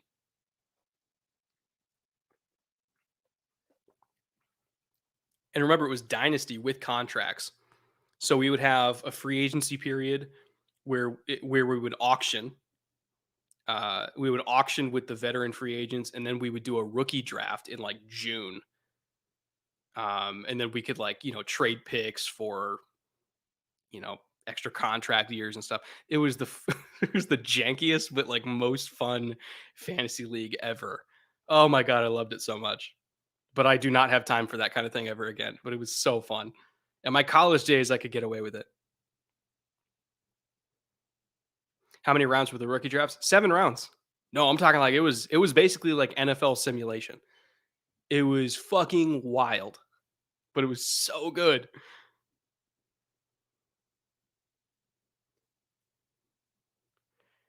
And it was on a platform called like My Fantasy League or something like that, which I don't even know if it still exists. But oh, and there was like a $200 buy-in per person too, so it was like legit money on the line. It was like a $2,500 first prize, which I lost by the way by 4 points. I was so mad.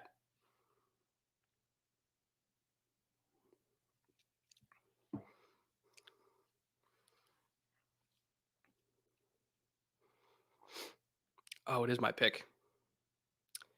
Let's go Harrison Bryant. I love Harrison Bryant, and so did the Browns. By the way, they were ecstatic when they picked him. And I know that because I immediately texted my buddy in the Browns and said, "How the fuck did you get Harrison Bryant in round 4?" And he's like, "Your guess is as good as mine." They did not expect that. They did not expect to get Harrison Bryant, but they're obsessed with him, and they think he's going to be a very good tight end for them for a really long time. And he's kind of stuck behind Hooper right now, but give it time. Harrison Bryant, like that's a dude you want in Dynasty. Harrison Bryant for sure.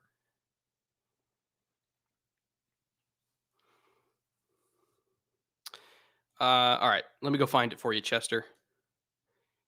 Unfortunately, on StreamYards, oh, here it is. I think this is the correct one. What did you like so much about the Lions draft? I'm curious because oh shit, I'm on the clock. Cornell Powell. Haha. Auto draft didn't win this time. All right, back to you, Chester. What do you like so much about the Lions draft? I'm curious because you had made a tweet about it and never elaborated. So I loved the fact that they built the trenches so thoroughly. The Sewell pick was fantastic. The two guards they drafted last year, Jonah Jackson and Stenberg, I'm a big fan of. Obviously, they have one of the best centers in football. Taylor, ooh, that whiskey's getting me. Taylor Decker's a really good left tackle. Like their starting five up front is phenomenal. And then of course you got DeAndre Swift, who those guys are going to be paving the way for. And I look at it like from a philosophical standpoint. If you don't have an elite quarterback, you better have an elite offensive line to offset that. And now they do. And then when you look at also what they invested in the trenches on the other side of the ball, you're getting Levi Onwuzurike, you get Aleem McNeil, two of my favorite defensive tackles in this whole class, especially Onwuzurike. I think he's fantastic. I love him as an interior pass rusher. And just the investment that they made in the trenches, both on offense and on defense, like you can clearly tell that there's an identity here that they're going for, which is we are going to win the line of scrimmage. We might not be the best at the skill positions. We might not be, the best at linebacker. We might not be the best at safety, but we are going to kick your ass up and down the field at the line of scrimmage. Can you survive us?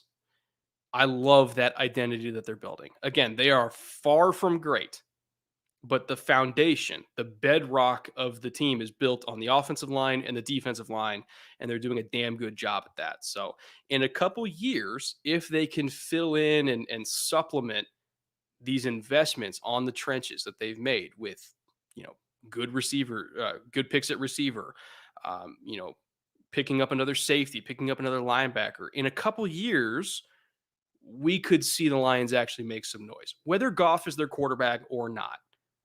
Like we've seen Goff with a good roster make a Super Bowl run before. He can do that again, but they're still probably a couple drafts away. But I love the foundation they built. Uh, as far as um, the first moves of a new regime, this was as good as I could have expected for anybody. Let's see, there was another one, another super chat that I missed that StreamYards is unfortunately not showing to me. Oh man, it was somebody who posted right after Chester.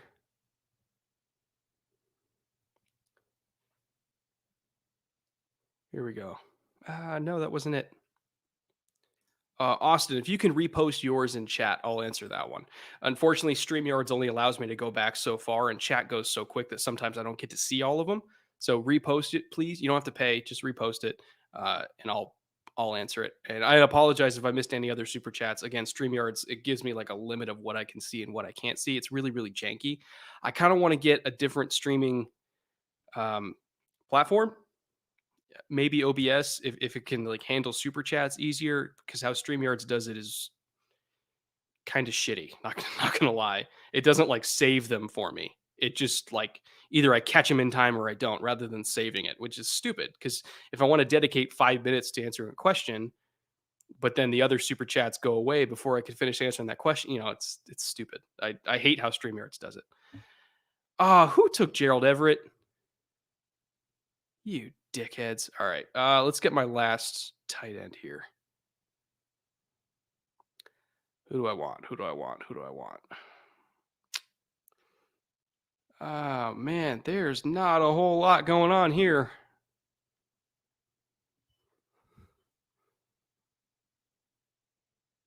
Man, it gave me John Brown. On auto pick, it gave me John Brown. That's interesting. I didn't think I could even go over 6 receivers, but I guess I can. Okay. Whatever. I guess I paid the price for not being ready for that. It's all right. I still got Irv Smith and I got Harrison Bryant. If I'm a little bit weak at tight end, that's fine because let me pull off this one. If I can get again Irv Smith, Harrison Bryant, if I'm a little weak there, that's okay because I still got absolute craziness at receiver. I mean, look, Calvin Ridley, Jamar Chase, DJ Chark, Devonta Smith, Curtis Samuel, Cordell Powell, who's going to have a big role in Kansas City this year that people aren't talking about. And anytime that you think you can get a value player out of somebody who doesn't even have a team photo yet, you're doing well. And then, yeah, John Brown, if he pops off, he pops off. I don't expect him to, but whatever. He's my wide receiver 7. At running back, no matter what, I'm getting value out of the Vikings backfield and the Ravens backfield, 2 of the best running games in all of football. I'm getting value out of them no matter what. I've got a very high upside guy in Khalil Herbert. I've got a very high upside rookie in Javian Hawkins, who could very well challenge for the starting job by midseason. Even if he only tops out at like 12 touches a game, who cares? I might get some value out of that. And then at quarterback, I got Kyler, who more than likely is going to be leading me in points every single week. But if Sam goes off every now and then, I'll get credit for that. And Derek Carr, we saw him have a few tremendous games, going toe to toe with the likes of Mahomes and Herbert. Like Derek Carr is absolutely capable of putting up some points himself. So overall, I really like this team.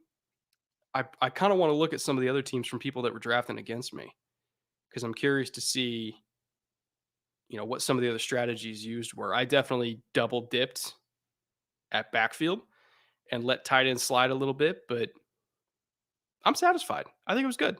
I think it was really good. I don't know. Might be on the clock. Yeah, I noticed they're a little late. All right, let me see if I can find Austin, see if he posted his. Here we go. Top three offenses and defenses you're most interested to see this season. Ooh, Carolina for sure, for both offense and defense. Um, I would say I'm fascinated to see the Bears offense if Justin Fields is playing. And I'm interested in seeing probably the Rams offense with Stafford because I think Tutu pick notwithstanding, I still think there's a lot of weapons there. And Stafford is such an upgraded quarterback.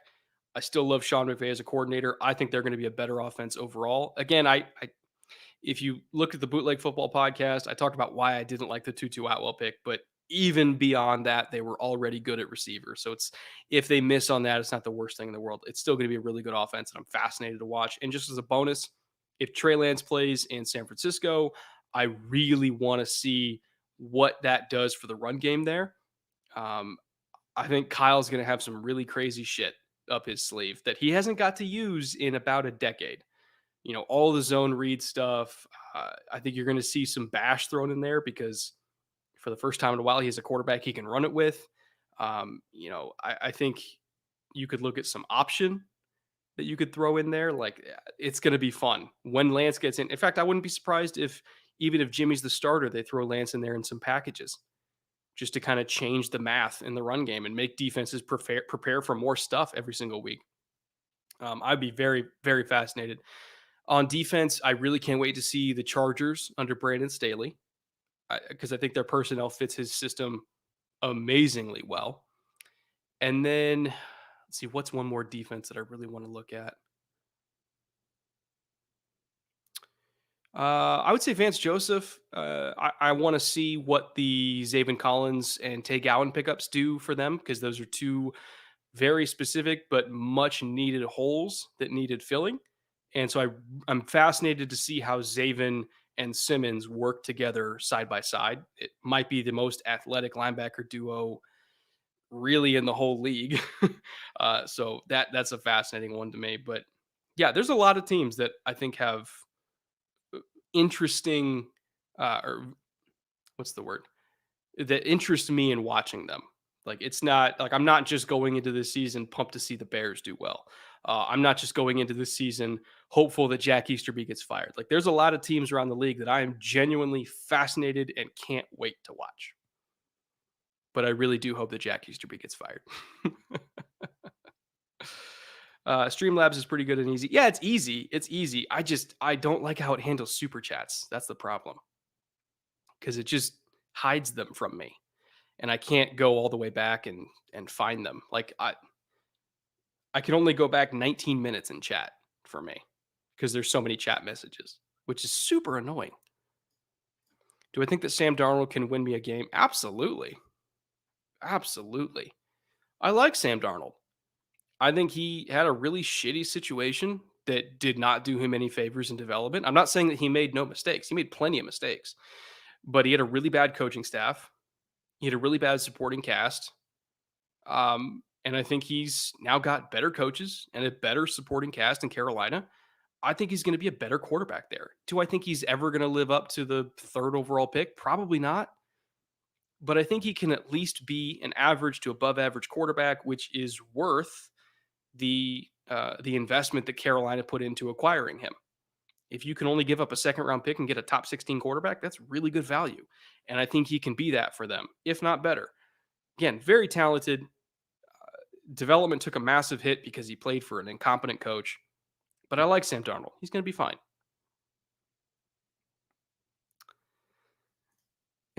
Yeah, you got to draft well like me.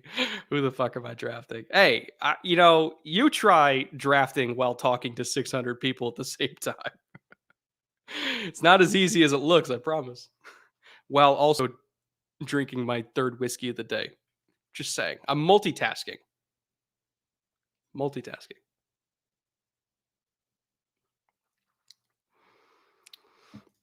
Nature versus nurture in the NFL is very interesting to me. In terms of like coaching style, you just, as a coach, you got to know who you're coaching. You know, You have to treat every player a little bit differently. You can't be a hard ass to, the Ricky Williamses and the Marshawn Lynches of the world because they don't respond to that style like, say, a Tom Brady would, or say, like a Darius Leonard would. Like Darius Leonard loves being coached by a hard ass because he says it pushes him. Can't say the same thing for like Marshawn Lynch. It's just you need to approach every single player and tailor your coaching style to what they need from you as a coach. Because a big thing with coaching is interpersonal skills. Nobody's going to listen to you. Like you can be the best coach in the world in terms of teaching techniques and getting guys to understand the game. But if they're not going to listen to you because they don't like you and they don't relate to you, then you're still just a really shitty coach. The best coaches in the league are the ones that relate to their players, get them to listen to them and buy in, as they say, because when they buy in and they can trust you and they can listen to you, then they become better football players. Bill Belichick is the greatest coach of all time because regardless of what you think about how he treats the media, he treats his players well. He relates to them. They love him, and he treats them how they need to be treated. By that I mean he treats different players differently. And he relates to his guys, and they listen to him. They buy in, and they get better when they're there. So and that's why I love Robert Saleh. Why I love that hire for the Jets is because he's interpersonal skills are off the charts. Everybody that's ever met him that I know loves him, absolutely loves him. And in terms of building a culture and getting dudes to respond and come to work every day, ready to learn, ready to get better, he's one of the best guys out there that took a job this year for that reason. So I hope I answered your question. My strategy was who has Brett told us all to draft? Well, one of you guys keeps taking Terrace Marshall from me, which is really starting to piss me off.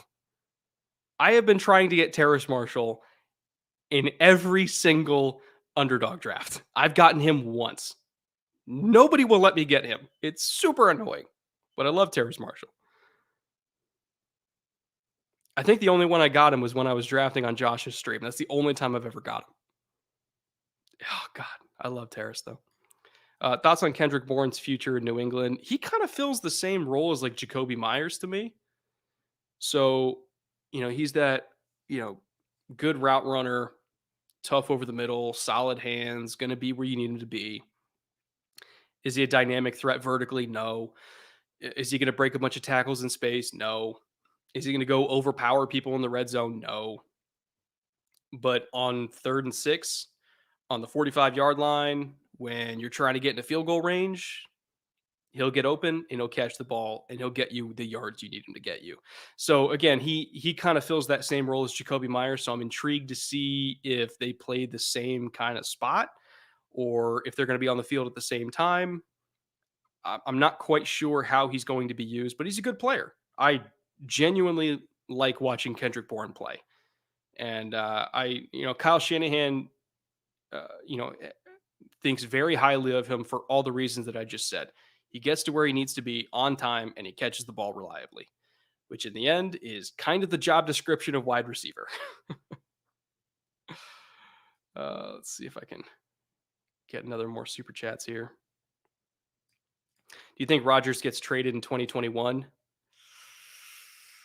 Oh, fuck. I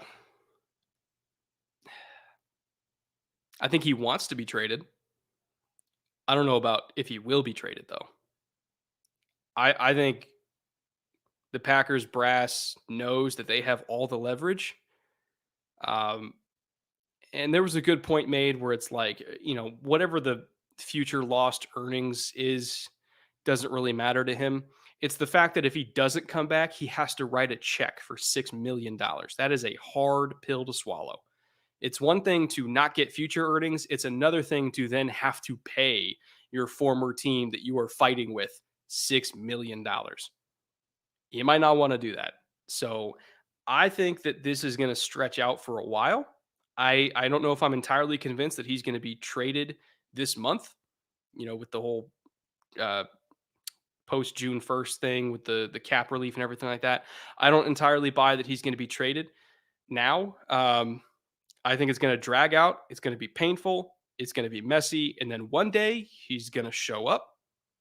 He's going to be Aaron Rodgers. Packers offense is going to be great. And then nobody's going to care. Because as long as he's scoring touchdowns, Packers fans are going to be fine. That's all they care about. They just want their team to be good.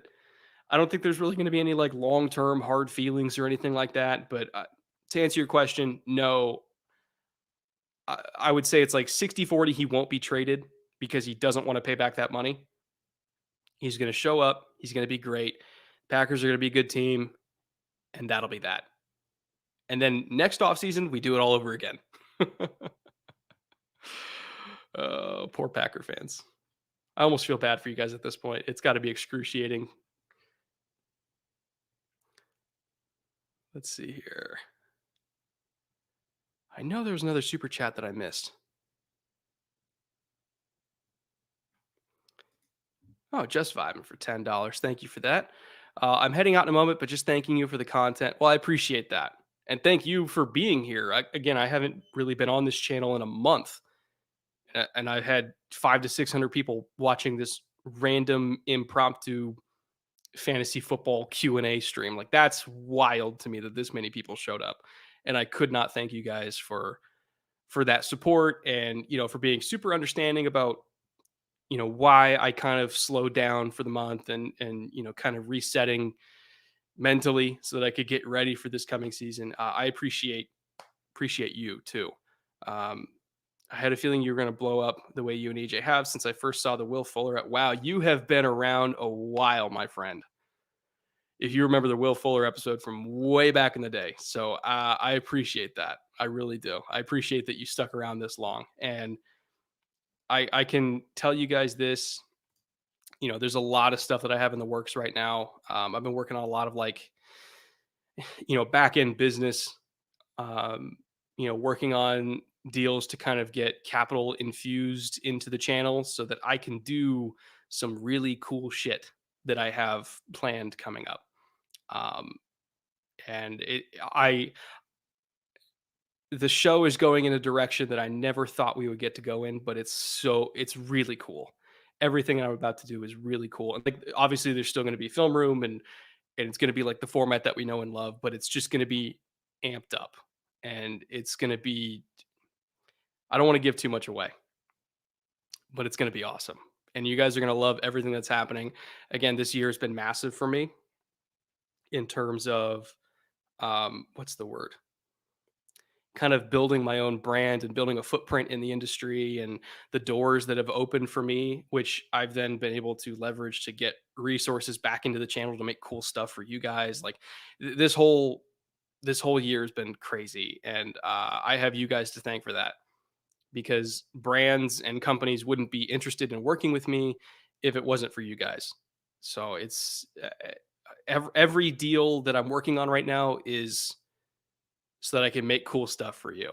Because in the end, that's all I really care about. But yeah, it's going to be a really cool 2021 and 2022. I'll just say that. And by the way, I will be coming to a town near you, most likely this season. I'll have details coming out sometime in the next couple of months, I'm assuming. But I'm going to be going to 6 NFL games in 15 days.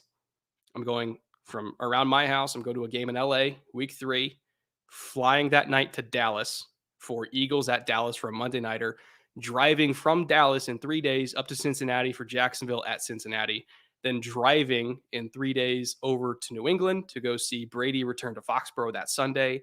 I got a week then to drive down from Foxborough to Kansas City for Bills at Chiefs in week 5. And then I'm flying out on a red eye that night to catch my last game, which is Raiders at Chargers in LA. So I'm going to be hitting a lot of towns along that route in that 2-week period. So I'll keep you guys apprised of my travel schedule and where I'm stopping into, and we can all hopefully, grab a beer, grab dinner, talk ball, and I can use that trip for more than just going to football games, but I can use that trip to see you guys too, because I think that would be fun, just to kind of connect with the people that make this channel possible, which is all of you. But back to some super chats real quick. Cameron Hunt for $4.99. Still can't believe that my Washington team have Sean McVay and Kyle Shanahan on their coaching staff and wasn't able to keep them. Yeah, blame Bruce Allen.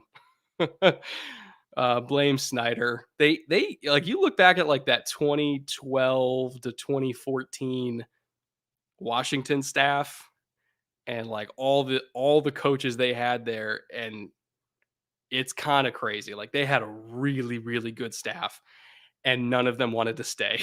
None of them wanted to be there long term. Not that I blame them. Um, I feel like Snyder's maybe taken a little bit of a step back since then. He's gotten better, and obviously, the Bruce Allen firing obviously helped too, culture wise. I think the team is in good hands with Ron Rivera. But yeah, man, like they had a lot of good coaches that they let walk out the door because the team back then was not well run. It was not. It was not. Caleb for £2. Give me that Russell Wilson to Tamari and Terry hype. I love it, dude. I love Tamari and Terry.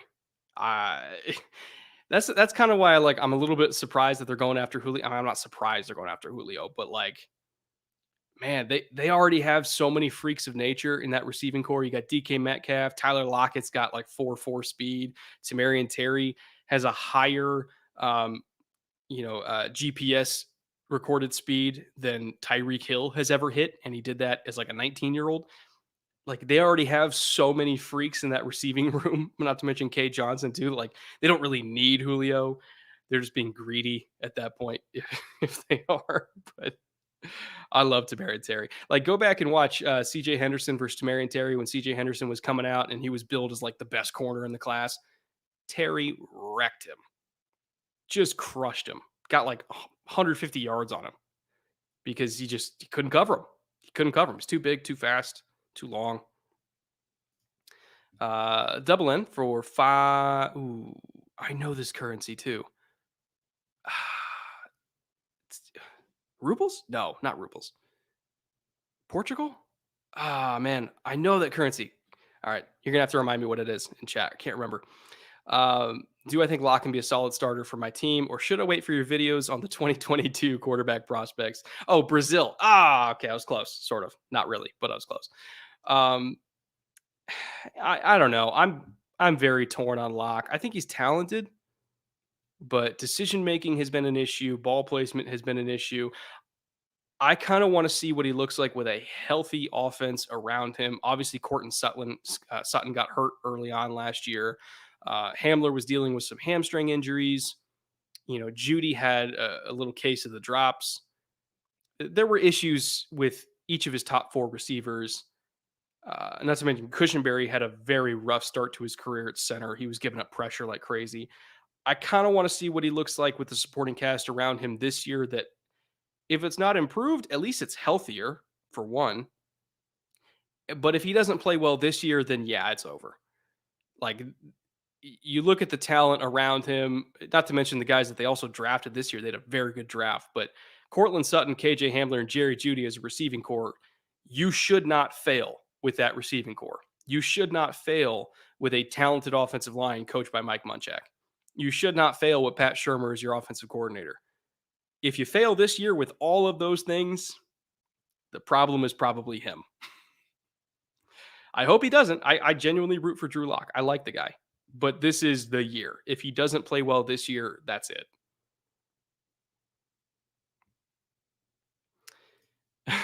It's going to turn into first take. Never. Ever, ever, ever, ever, ever. Ever. If you ever catch us turning into a first take ripoff, I give you permission to slap me upside the head. That ever, ever, ever, ever. My rookie draft was sweet. Thanks to Brett in part. Pitts, Marshall, Amon-Ra, Ramondre, and Cornell Powell. Damn. Back to back to back to back to back. Damn. Well done, sir. I love that. Come to Indy. Let's see. Is Indianapolis on the way? No, it's not, right? Between Dallas and Cincy, I'd probably have to go up and then back down. So I think hold on, let me pull it up here. You guys can help me plan out my trip. We'll crowdsource this. Because the hardest part of the drive is going to be from Dallas to Cincy in 3 days, most likely. So if I'm doing, oh God, it's calculating. All right. So in between Tuesday and then I'm going to be in studio at like the PFF studios because they're based in Cincinnati. I'm doing that like Thursday morning. So I basically have to get from Dallas to Cincinnati by Thursday morning, leaving on Tuesday morning. So I'm probably going to end up going through, what is that, Little Rock? Yeah. So I'm going to end up going through Little Rock, Memphis, Nashville, Louisville. Ooh, I could stop off at some distilleries and then Cincinnati. Or do I want to go to Lexington? Because Woodford's out by Lexington. All right. I'll have to think on that. Or I can go north at Memphis. Is there anything of note? Not really. Yeah. So then I could, if I wanted to go to Indianapolis, I go up there and then drop back down to Cincinnati. But that might take a little bit of extra time that I don't know if I'm going to have because I got to book it. I got to book it from Dallas to Cincinnati to make to make the in studio appearance at PFF and then get to the game on Thursday night. Because what I'm trying to do is get on the field at every single game as a photographer, so that I can take photos, give them to each team's media team, and for their social usage or even like local newspapers, anything like that. I'm kind of working on getting credentials as a photographer because like I've done game photography before and I really really enjoy it. It's a little bit harder to get those credentials as an independent media person like myself. But I am sure working on it, and I'm basically offering like whoever wants the raw photos and raw video that I take, I'm willing to give you whatever I get in exchange for a credential. So I've done it before. I'm not new to it. It's just harder for me to get credentials as an independent media person compared to like if I was with a network. So, but I'm working on it. If I need to buy tickets and just go as a normal person, I will. I'm not worried about that. Let me do that here. Try to see if I missed any. Oh, I already did that one.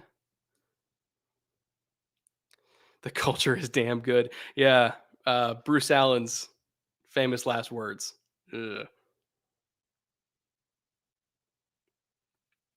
Here we go. From Koji Machado. It's this channel and the Bootleg Football Podcast that helped me keep my zen at work. Thank you for all you do. Well, you guys help me keep my zen at work too. Because I'll take breaks from, writing my script. I'll go through comments. I'll go through DMs, which I have. By the way, I apologize if any of you have ever sent me a DM and I didn't get back to it. I have like 800 DM requests. I'm not even kidding. That I'm slowly working my way through, but I tend to just end up digging myself deeper in the hole because I there's more that come in each day than what I have time to respond to. So I apologize. I will get to them eventually, I promise. But I'm literally like 800 deep, and I'm slowly working my way through. I do what I can, but that's a good way to wind down before I go to bed is go through my old DMs and shoot replies to people that maybe sent them to me like 3 months ago. I'm like, hey, sorry, I'm finally getting back to you, but this was the first time I could actually read it. What's scary too against you, Miami? Oh God, these freaking Hurricanes fans, man. Oh, freaking Canes fans. You and Coach Vass, you're all the same. Anybody brings up like, oh, 2019 LSU can beat anybody, you'll get a million people from South Florida going, no, 2001 Miami, bro. Oh, one of the most hardcore fan bases in sports is Miami Hurricanes fans. I swear to God. And I've interacted with a lot of fan bases. They love their Canes. It's crazy. Like that's actually one of the games like I would love to go to like a primetime Clemson at Miami game because the pure vitriol is just entertaining to me. Like it's I know like Ohio State, Michigan, like there's the pageantry of the rivalry, but like primetime Miami games when Miami is good are nuts. They're nuts, but fun. Steve Benitez, you're going to Raiders or Chargers. I enjoy the Raiders vacation home. Yeah. Oh God, I didn't even realize that. I'm going to a Raiders game in LA. Oh man, I didn't even think about that. I've never been to a Raiders game at the Chargers before. I've heard stories. I will be wearing black for my own safety. I I apologize in advance, Chargers fans. I have to wear black for my own safety. It I'm not going to piss off Raiders fans. I'm interested in living a very long life, and pissing off Raiders fans is not the way to do it. Sorry about the Australian dollars, Brett. Oh no, that's dude. The fact that you're even paying me at all is what's crazy to me. I'm just a dude in my bedroom talking about football. I was wondering about your position on stats in football. Can I send you a Tasmanian whiskey? That's something new. Absolutely. Send me a DM on Twitter, and we'll arrange that. I didn't know that there was Tasmanian whiskey, but I am extremely excited about it. And whatever you want me to like Venmo you for, like just send me your Venmo, and I'll Venmo you whatever it costs, and then you could ship it to me. Um, I would love a Tasmanian whiskey. That's so cool. I love even the concept of a Tasmanian. I don't know what it would even be. Like this was totally different for me, and it was just like 100% wheat. So I don't even know what grain they would use in a Tasmanian whiskey, but I'm super excited about it. That sounds so cool. Come to Croatia. Croatia's gorgeous. If anybody if you guys don't know, Croatia is one of the most beautiful places on the planet, and it's not even that expensive to go to. That is on my bucket list. And me and my group of friends, we had like um, like a dirty 30 pact where we were gonna all take, when we all turned 30 respectively, we're gonna take a trip to wherever that person for their birthday wanted to go to. And then COVID happened, so we didn't get to go to any of them. But Croatia was gonna be mine. I've always wanted to go to Dubrovnik. It looks so gorgeous. Evan Sartan, do you think Mooney reclaims Ramsey's ankles week one? I don't know, but I'm going to be at that game. I'm going to Bears at Rams live at SoFi. EJ's coming down. He's staying at my house because I only live like an hour away from SoFi. We're going to drive up for the game, and we'll be there in person. So if you're going to be there, let me know. We'll hang out. We'll tailgate. We'll have a couple beers. Surprise shout for MVP. Love from the UK. Thank you.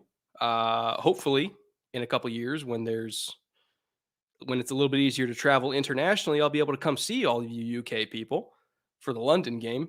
I know that there's a London game this season, but I wasn't entirely sure how travel was going to be yet. So I'm holding off on the European adventure till next season, where I want to go to whatever game's going to be in Germany, and then I'll swing by London, hopefully for a game as well, and then go up to Scotland after that because I really want to go to the Scottish Whiskey Heritage Museum and just get absolutely blasted. Respectfully, of course.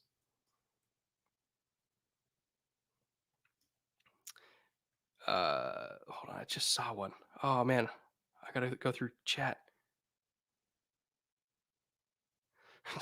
Yes, both of you. You know what's funny is like I've been to a lot of Chargers games, obviously, because I live in Southern California. I have seen more fights at Chargers games between Chargers fans than anyone else. Like Chargers fans don't fight other teams' fans; they fight each other, and it's the weirdest fucking thing. Like I am at 100% success rate across the 7 Chargers games I've ever been to, where I will see Chargers fans absolutely just going to town on each other, like up in like the third section or whatever, just throwing haymakers on each other. And I'm like, what? There's an Eagles fan right over there. Go beat them. No, they vastly prefer to fight each other. I have no idea why. It's the weirdest thing.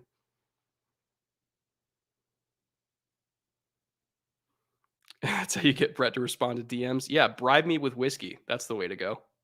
Tasmanian whiskey specifically. Nebraska fans are also crazy. Yeah, if you remind them about the 90s. Yeah. You think Cowboys fans live in the 90s? Talk to a Nebraska fan. Jesus Christ. Will I be at the KC and Green Bay game? What week is that? Hold on, let me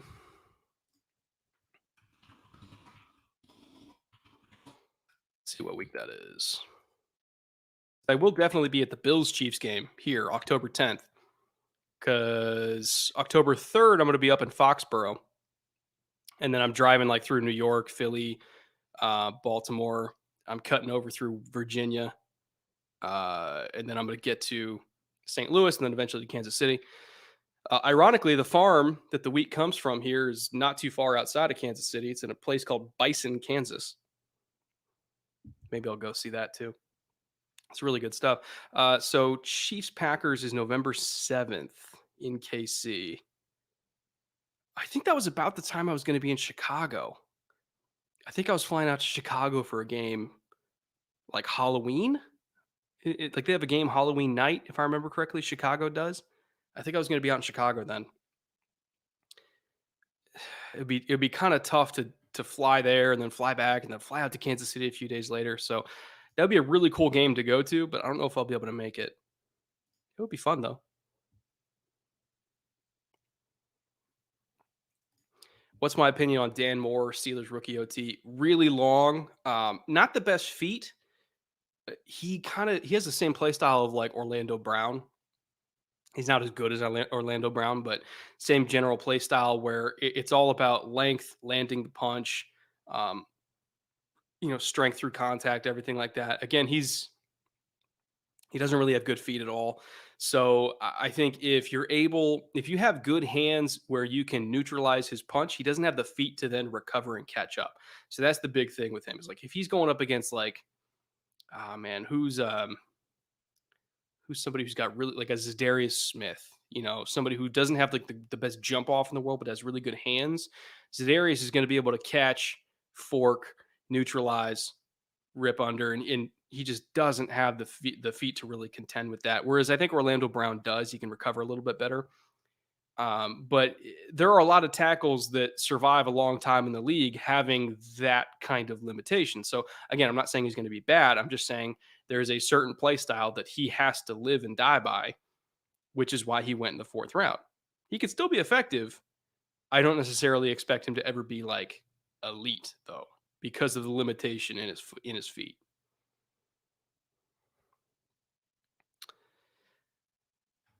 I've heard a lot of good things about Q39. I've been told by now 5 separate people that when I go over there for that game, I got to go to Q39. So that's definitely on my list when I get there. I don't know how hard it is to get in, but I'll find a way. I'll be in KC like 3 days, I think. Like by the time I get to Kansas City, I think I'll be there like Saturday or Friday evening, Saturday and Sunday. So I'll have multiple chances to go before I catch my red eye that Sunday night. Do I ever watch the behind the draft videos? Yeah, I love them. I find them fascinating. The one that the Panthers put out um, was really, really cool. The Jets also do a pretty good one. Oh man, there was one last year. I can't remember what team it was, but they had everybody mic'd up and they blurred the draft boards. But once the picks are made, they don't really have any incentive to not show everything there. So it was the Cardinals, I think it was. So they're very, very open about the process. I love them. I find them super interesting. Let me see if I can go through all these super chats, make sure I didn't miss any.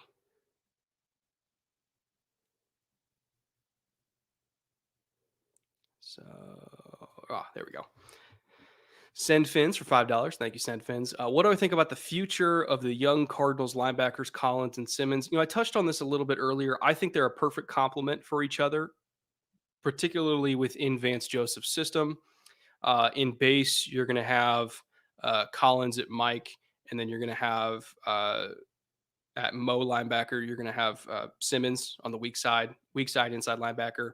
And then in nickel, it's going to be flipped, and Simmons is going to be the passing strength. He is such a coverage weapon that he can carry the slot down the field to free up the free safety to then bracket either number one or number two, which is going to alleviate pressure on the corners.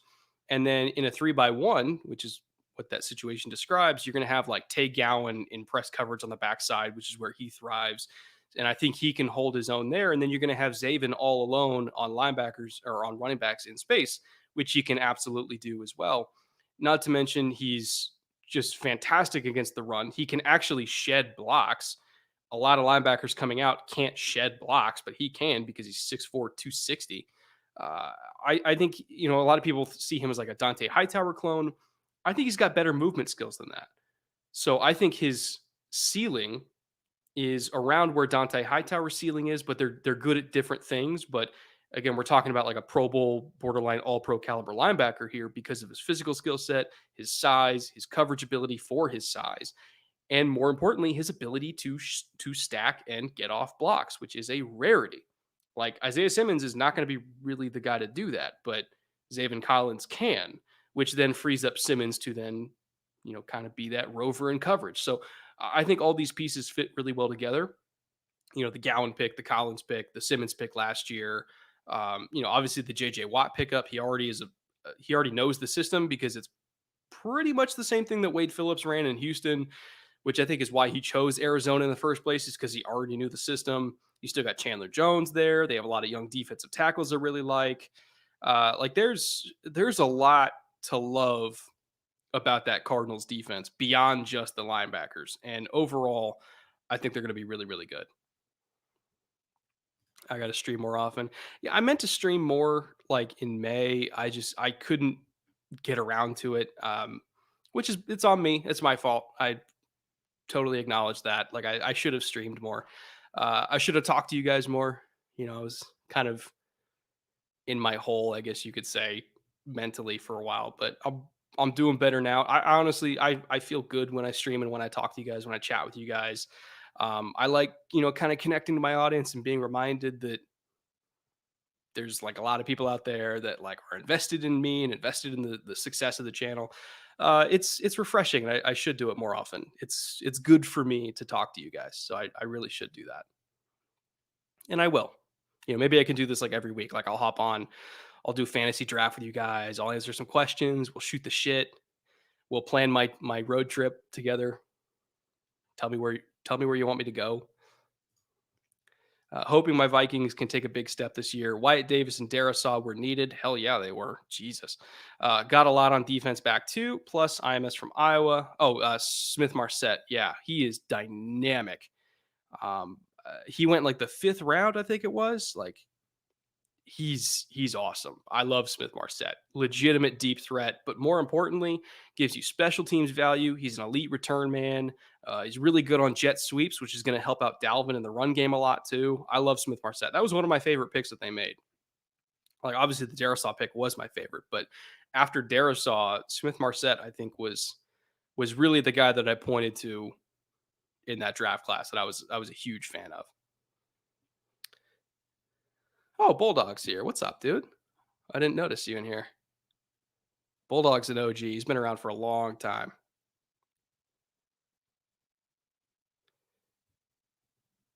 Let's see here. I don't think I missed any super chats at this point. I'm only going to go for another 10 minutes, by the way, because I'm going to a comedy show with my wife because comedy shows are a thing again up in LA. And I know Wednesday night seems like a weird night, but Taylor Tomlinson and Sam Morril are playing, and that's like the only time we're ever going to be able to see them in one show. So we're like, fuck it, we're going to go and we're going to see them. So we're having a Wednesday night date night at a comedy show. Thank you, Diego. Really, really do appreciate it. Oh, that was that explains. But Diego, again, thank you for the $5. Really appreciate it. Did I ever go over Josh's mock draft? No, I'm going to do that for the last 10 minutes. How about that?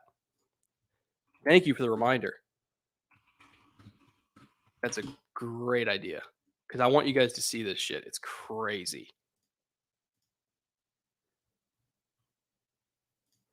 All right. Here we go.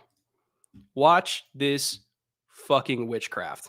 All right. So Trevor Lawrence, number one overall, fine, yeah, whatever. Zach Wilson, number two, everybody knew that. Trey Lance was not a popular pick at number three, by the way, and he made it. A lot of people were on Mac Jones or Justin Fields. He went Trey Lance, brownie points for that. Kyle Pitts was kind of an obvious one. Jamar Chase, kind of an obvious one. But he got Jalen Waddle at six, which was not a common pick. Most people, myself included, would have leaned more towards Devonta Smith. He went towards Waddle, got that one correct. Then naturally got Penny Sewell correct at number seven. He got J.C. Horn correct over Patrick Surtain at number eight. He did go Rashawn Slater for the Broncos, who ended up being Patrick Surtain. Then he had Patrick Surtain to the Cowboys. He had Micah Parsons at 11 to the Giants. Got Devonta Smith correct to the Eagles at 12, even though they traded up for Devonta, but still correct player to the correct team. He got Christian Darrisaw to the Chargers, which ended up being Rashawn Slater, obviously. The Vikings, he had Jalen Phillips at 14, and then he had Justin Fields to the Patriots at 15, which understandable. I would have done that too. But he actually had Zaven Collins to the Cardinals at 16. Nobody else that I saw had that. He was the only one. I don't know if he had information. I don't know if he's just really familiar with what the Cardinals need. I don't know if he's just super high on Zaven Collins. He was the only person that I had Zaven Collins at 16. So then he had Elijah Vera Tucker at 17 to the Raiders, which I think was Alex Leatherwood. He had Travis Etienne to the Dolphins. So again, he's getting at least all these players in the correct round. He had Jamin Davis to Washington at 19, which was correct. He had Mac Jones to the Bears, which ended up being Justin Fields in a trade up. He had Kwity Paye to the Colts, which was correct. He had Elijah Moore to the Titans, which, who did the Titans take at 22?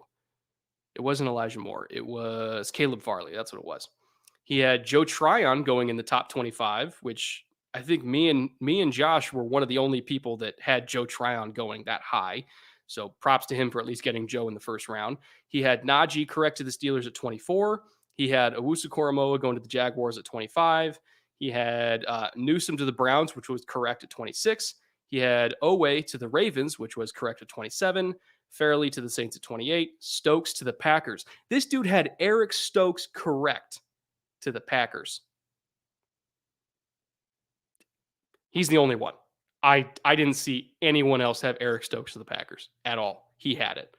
He had Asante to the Bills at 30, which, to be honest, compared to who the Bills took, I would have taken Asante. So I would agree with Josh there. He had Creed to the Ravens at 31, and then he had Barmore to the Bucks. Some of these picks were supernatural, man. Like he had, like, it's like graded on a point system. It's like, do you get at least the right player in the correct round, or do you match it to the team correctly? And like you get different point values per pick. He, like, by far was the top mock draft out of everybody. It was nuts. Never seen anything like it.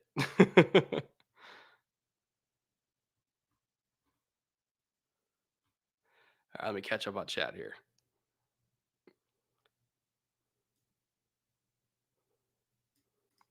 Happy wife, happy life. Yeah, you're telling me. Thoughts on Mond? I really like his physical talent. A little bit streaky. Well, a lot of bit streaky. You know, like you look at the Bama game, for instance, and it's like he's in rhythm, ball's getting out, good decisions, and then all of a sudden Bama's running a trap coverage and taking it back for a pick six. And so sometimes I feel like he kind of gets ahead of himself and he'll stare down that first read without seeing a rotation because he just, it's almost like he's making an assumption and he's throwing off, he's like throwing off muscle memory. You know, like when he gets into rhythm, it almost kind of takes him out of the game a little bit. And he's not reading, it's more just rhythm, rhythm, rhythm. And then he'll get trapped into a bad throw. So that was like my big thing with him is sometimes like he kind of like turns his brain off a little bit, which is an advantage for some quarterbacks. Like some quarterbacks, you know, you'll see them overthink and that'll get them into trouble because they'll be late on throws when they're overthinking it. He just won't actually look at the rotation sometimes. Like he'll get in almost too much of a groove and lull himself into a false sense of security and then throw a pick or throw a hospital ball because he just doesn't see a rotation and he puts himself and his receivers into a bad position. So I feel like the offense that Minnesota, since it's so highly structured, it almost kind of might rein that in a little bit because it's a very strict 1, 2, 3, throw here, or throw here. And I think the structure will do him a lot of good But again, just going off what we saw at A&M, it was the inconsistency because of lulling himself into a false sense of security in the quick game, and then he would take a shot and get punished for it. Because it's like, you gotta look at the safeties. That's all I want him to do is just look at the freaking safeties. Check before you throw. That's all I wanted him to do. Uh, why is Ramsey's PFF grade so low? I have no idea. I'll have to talk to Eric about that and file my complaint with management. I love Jalen Ramsey. I don't know. Andrew for $5. Big fan of your work. Found you when my Browns drafted Peppers. You had an awesome breakdown on him. Thoughts on the overhaul Browns D? The free agency additions of John Johnson and Troy Hill were tremendous. They desperately needed another safety. They really needed another nickel. And so I look at the secondary right now, and in the starting five in nickel, if your worst DB is Greedy Williams, you're doing okay. Like that is a phenomenal secondary. Again, this is assuming that Grant Delpit's coming back from the Achilles. He's had a full year now. I like to think that he's almost ready. I don't know if he will be ready, but he's probably almost ready. But Grant Delpit, I thought, was a first round caliber free safety. So if you're getting even 80% of Grant Delpit this year, again, that is a deadly, deadly secondary. Obviously, the defensive line, I think, is really good at rushing the passer. At linebacker, you're picking up JOK, which linebacker was probably their biggest need in the draft, and they got the best linebacker in the draft because of, I think it was a heart issue that ended up getting cleared, but he dropped in the draft because of it anyway. But again, you're getting the best linebacker in the draft in the second round, which I thought was crazy. Like this Browns D has talent at every single level. And if they are healthy, and if their guys that were hurt last year are coming back healthy and can play at even 80 to 85%, this is going to be a really good defense. I have very high hopes for Cleveland this year, not just on defense, but on offense. It's arguably the most stacked roster in the entire league. And if they don't make the playoffs, that will be the most massive disappointment in the whole league. Straight up. Like if that team does not make the playoffs again for the second straight year, I will be stunned. Absolutely stunned. John for $10. You helped me get the confidence to get my first coaching job. Oh, fuck yeah, dude. Good job. And now I'm getting a job with one of the top D3 schools in my state. So thank you again. Dude, that's sick. Oh, I'm so proud of you, dude. That's awesome. I don't know if you're allowed to say the school, but let me know. Let me know if it is. If it's on my road trip route, I'll stop in and say hi. That's so awesome, dude. I'm so proud of you. I'm stoked. I'm so stoked.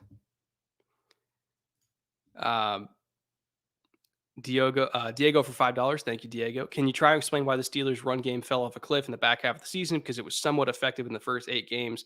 The offensive line couldn't block.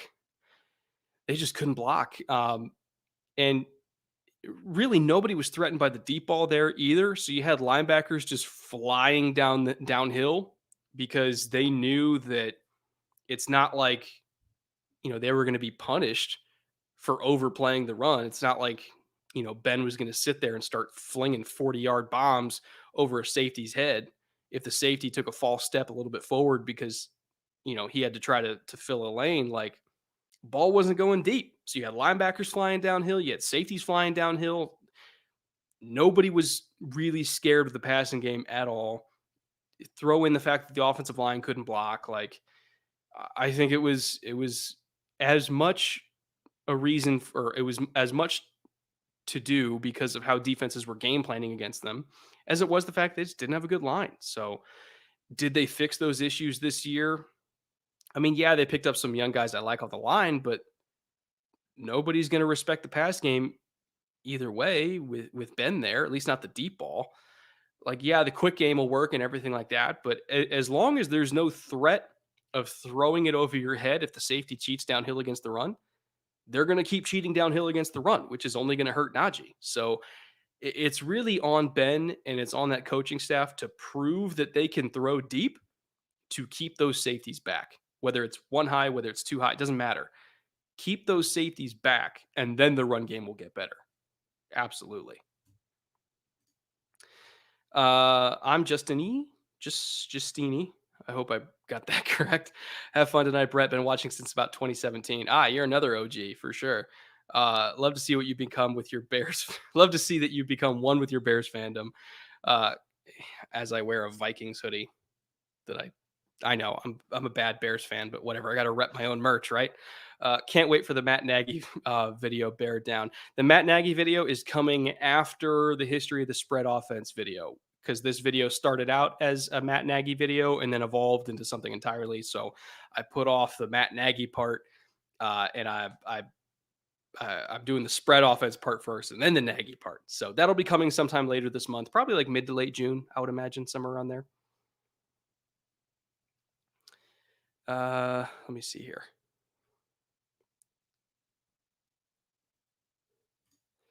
Would love to join the streams. Absolutely. Yeah. Because obviously I'm getting out of here in like 5 minutes, but the next underdog stream that we have, I'll have you come on and I'll have you get into my private draft. We'll draft against each other and draft against these people. And then that'll be one more person that can take Terrace Marshall from me. Because I know you would. I absolutely know you would, Josh. You would absolutely snipe every single player that I told you I was going to draft because you just love to see me cry. Oh man. All right. Marshawn Lynch for you for $5. You helped me learn the pro game a ton. I want to start my own football channel. Any advice? Let's see. What's the best advice I can give? Like, not just like the whole like platitudes of like, just go start it and learn from your mistakes. Like, obviously that's important. Like, the biggest thing is like starting and not caring about whether it's bad in the beginning because everybody's going to be bad in the beginning. Like, I was awful in the beginning. You go back to my early videos and they fucking suck. That's part of the process, is just starting and accepting that you're going to be bad and knowing that as long as you try to get better every single video, eventually you get to where you want to be. Like, that's an easy advice to give, but in terms of practical advice to give, title and thumbnail, title and thumbnail, title and thumbnail, title and thumbnail. That is the most important thing. When you're putting a title and a thumbnail on a video, don't do like a episode 50 blah blah blah. Like, have an engaging title that you would actually want to look at. I'm not saying clickbait people. I'm saying say what's in the video in an interesting way that if you were a video that had or if you were a viewer that had no idea who you were, would I actually want to click on that thing? And have a thumbnail that isn't just busy for the sake of being busy, with fucking circles and arrows and shit. Like, that might have worked on YouTube like 5 years ago. It doesn't work now. Like, have a clean, visually easy to understand thumbnail and a title that isn't just a bunch of nonsense. That something that people can actually read and understand, and then they will click on it. Again, I'm not saying clickbait people. I'm saying, like, when I look at my Tevin Jenkins video, like a significant portion of that video was about how fucking violent Tevin Jenkins was as a blocker and how he really loved to pancake people. And so my video title was, "This is the most violent man in college football," because he was. And my thumbnail, just because I thought it was fucking hilarious, was just a picture of him in his glasses, because that title with that thumbnail is funny. And it wasn't clickbait, it was true. But that was a hell of a lot more engaging of a title than just putting like Film Room episode 151 Tevin Jenkins and some generic cutout of him. Like, that title and thumbnail sold people to give my content a chance to entertain them. And that is something you have to understand and learn, is a title and thumbnail is everything. Everything. And it's something that I strive to get better at every single time I release a video. Because when I have a bad title and thumbnail, my video does not perform. Doesn't matter how good it is. It does not perform. Hope that helped. Let's see here. How many more? All right. Last question, and then I got to wrap this up and go to dinner with the wife. Will Clyde be an MVP contender behind this O line? He would have to get like 2,400 total yards in a 17-game season. Like, I'm talking like 1,800 rushing, 600 receiving, 20 touchdowns. Because on his own team is an even bigger MVP candidate in Patrick Mahomes. Not to mention all the other quarterbacks that are going to be in the running, the Allens, the Russells, the Lamars. Like, that's a tall order for a running back to win MVP. You got to get 20 touchdowns, 2,400 yards, or you don't even have a shot. And your team has to be in the playoffs. Like, you have to be a significant reason why your team is in the postseason, or you got no shot as a running back. Absolutely none. So, will he? Probably not. Can he? Sure. There's like a 5% chance, maybe a 1% chance, but I wouldn't bet on it. No. Again, maybe like a fantasy MVP for your fantasy team, but like actual MVP, probably not. uh, but anyway, that'll think I do it for me. Again, I got to get up to LA in. Oh God, traffic's gonna suck. But I appreciate everybody for watching. I am going to be doing more of these streams. I'm going to be doing more fantasy drafts on Underdog. Remember, if you want to practice an Underdog, you can use my code Brett at underdogfantasy.com. You get 25 free dollars to use on the platform. You can either use that on, entries into some best ball drafts to kind of get the hang of the platform before you draft against me. Or if you want to use that $25 as an entry into their $3.5 million best ball tournament, $1 million to first prize. Again, promo code Brett at that link in the description below. You get 25 free dollars to use on the platform. I'll be doing more drafts against you guys in my next stream, most likely next week. And I can't wait for that. So until then, thank you again, everybody, for being here. I'll see you back soon with both draft streams and another big ass film room episode. So until then, later.